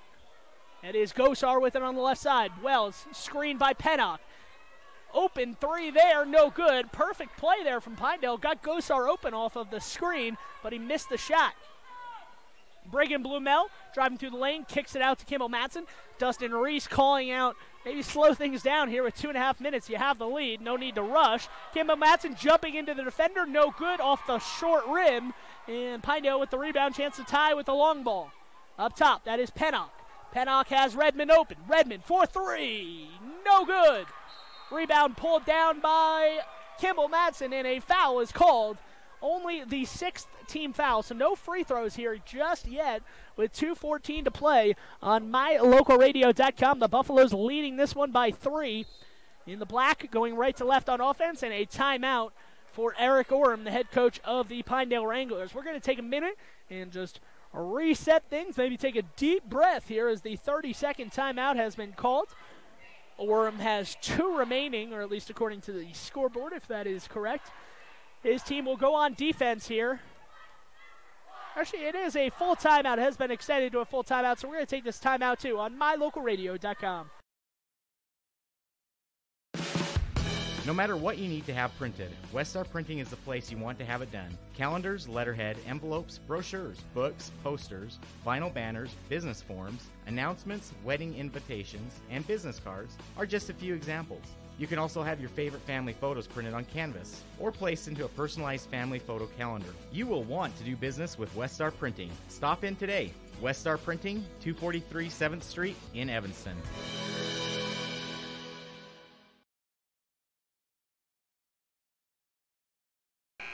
Final 2+ minutes of action about to get underway here from Pinedale High School.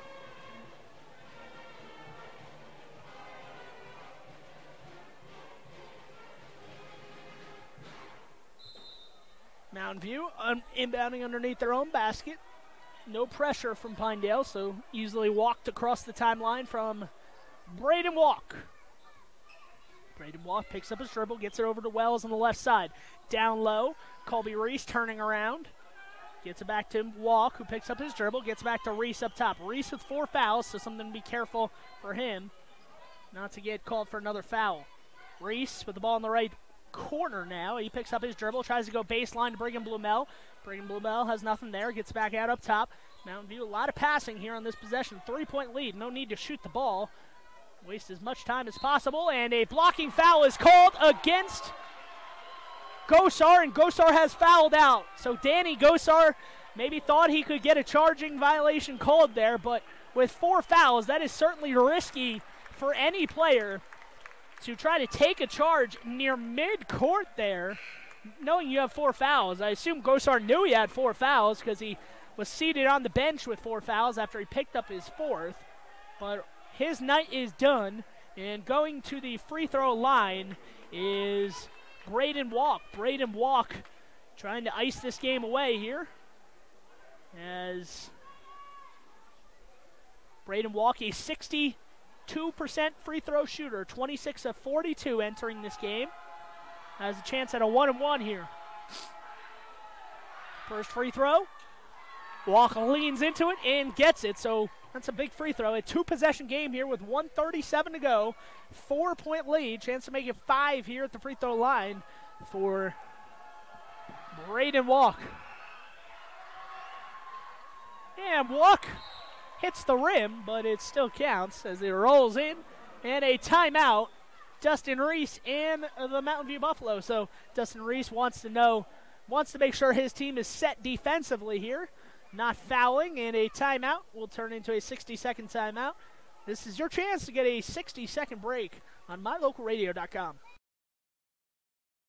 Dr. Dog, the other day I was at the dog park and ran into Keegan, the Irish setter from up the road. When we smelled hello, I was surprised because he smelled like delicious roasted duck. When I asked if he'd been hunting, he said nein, he had been to see you. Yes, Mr. Hans German Shepherd, I'm recommending Canine Superfood Advanced from PetMinerals.com for all my canine patients. The powder mixes with your dog food to create a delicious duck-flavored gravy. Order your Superfood Advanced from PetMinerals.com today.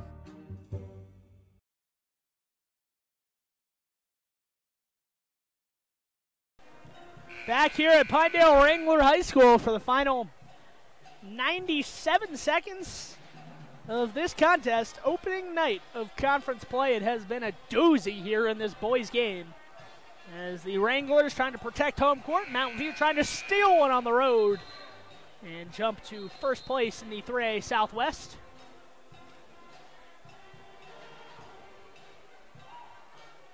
Tyler Van Etten tried to check in at the very last second there, but he was whistled back to the table, so he is not allowed to check in here.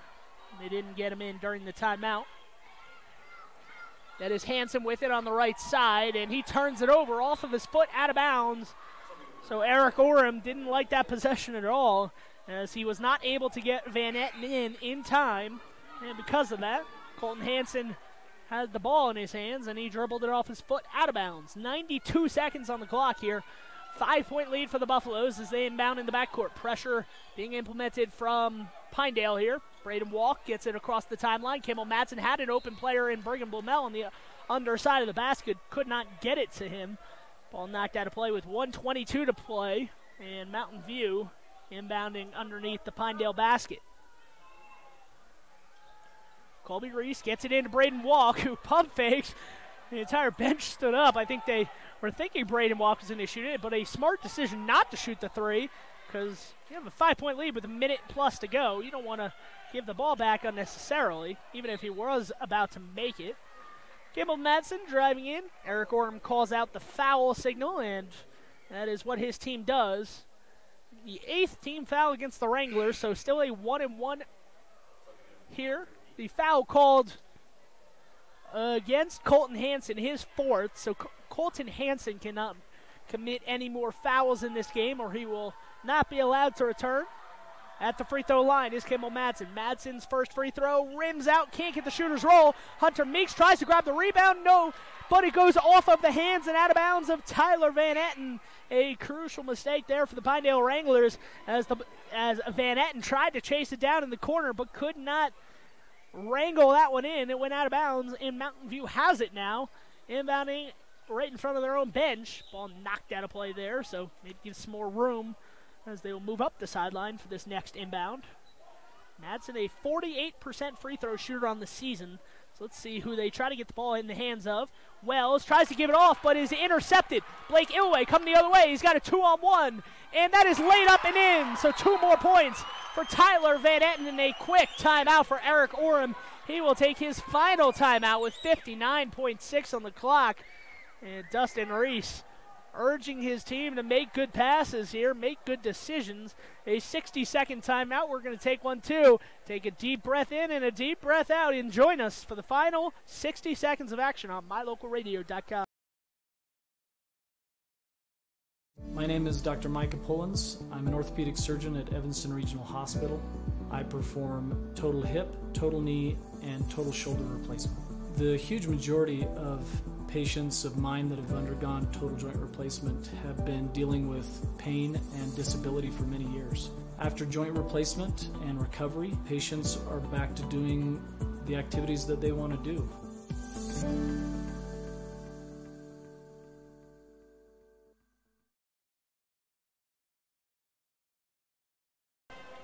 Well, there's 59.6 on the clock when the action will resume here.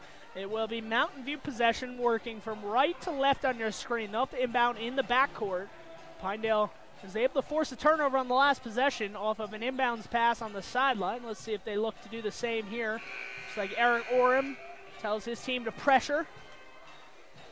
All 5 players in the backcourt here from Mountain View as they inbound to Trenton Wells. Wells being doubled, dribbles around it, picks up his dribble and gets it over to his teammate Colby Rees. Over to Walk. Walk trying to cross the timeline before the 10 seconds. Trenton Wells sees the ball go off of his hands, but it goes to Briggin Bluemel. Wells being double-teamed. Gets it back to Bluemel on the sideline, and Bluemel, there's a foul called, and it will be against, who's it against? It is against Pinedale, so I think it was Cole Redmond trying to take a charge maybe down low. He went to the ground, and a foul, a blocking foul called. The 9th team foul. I don't think it was on a shot since it was Briggin Bluemel at the free throw line. So it's a 1-and-1 at the free throw line for a Briggin Bluemel. He is a 51% free throw shooter, 35 of 68 on the year coming into the game, and he misses it. Rebound for Pinedale, coming left to right. Cole Redmond over to Van Etten from downtown, and the tie, he's got it! 52-all with 30 seconds to play. Inbound to Braeden Walk. Eric Gorham screaming at his team, don't foul. Looked like they might have tried to foul there. Braeden Walk on the sideline. Timeout is called. Dustin Rees gets the timeout. The fans here on their feet at Pinedale Wrangler High School. Let's see if Dustin Rees takes it to the final possession of this one. 52-52 the score with 22 seconds on the clock. Let's see if Dustin Rees goes one possession for the win here. That would probably be the smart thing to do. So we'll have to see if Dustin Rees is able to hold it for one shot, tell his team to hold it for one shot, and either go to overtime or walk off a winner in front of this opposing crowd.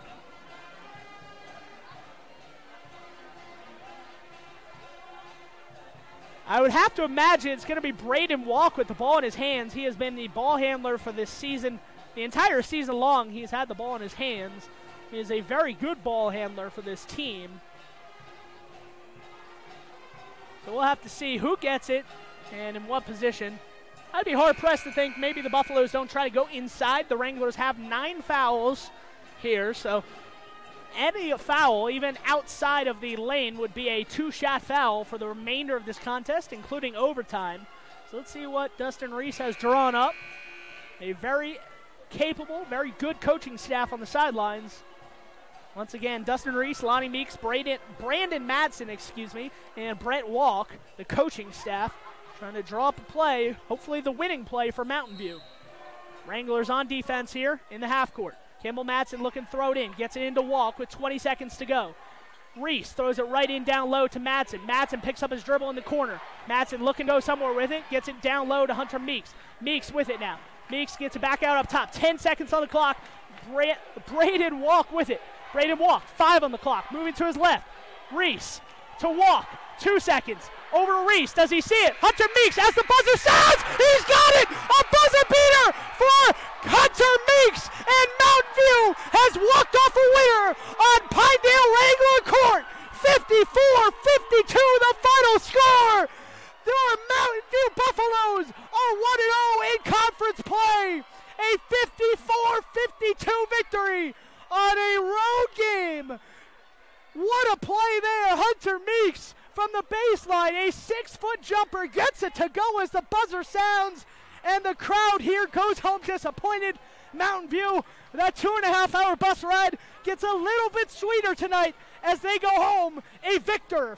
54-52 the score on mylocalradio.com. Once again, thank you for joining us. Join us tomorrow when the Pinedale Wranglers take on the Lyman Eagles at Lyman Eagle Gymnasium tomorrow afternoon. 3 o'clock and 4:30, I believe, are the starting times for tip-off. But the Mountain View Buffalo girls and boys team walk off a winner. The boys quite literally walking off a winner. A 54-52 victory. Plenty of emotion. Hunter Meeks saving the day for Dustin Rees and his team as they win 54-52. And we'll go to 1-0 in 3A Southwest play. Can feel my heart beating out of my chest as Hunter Meeks gets hugs from about all of the Mountain View supporters that made the trip here on this Friday evening.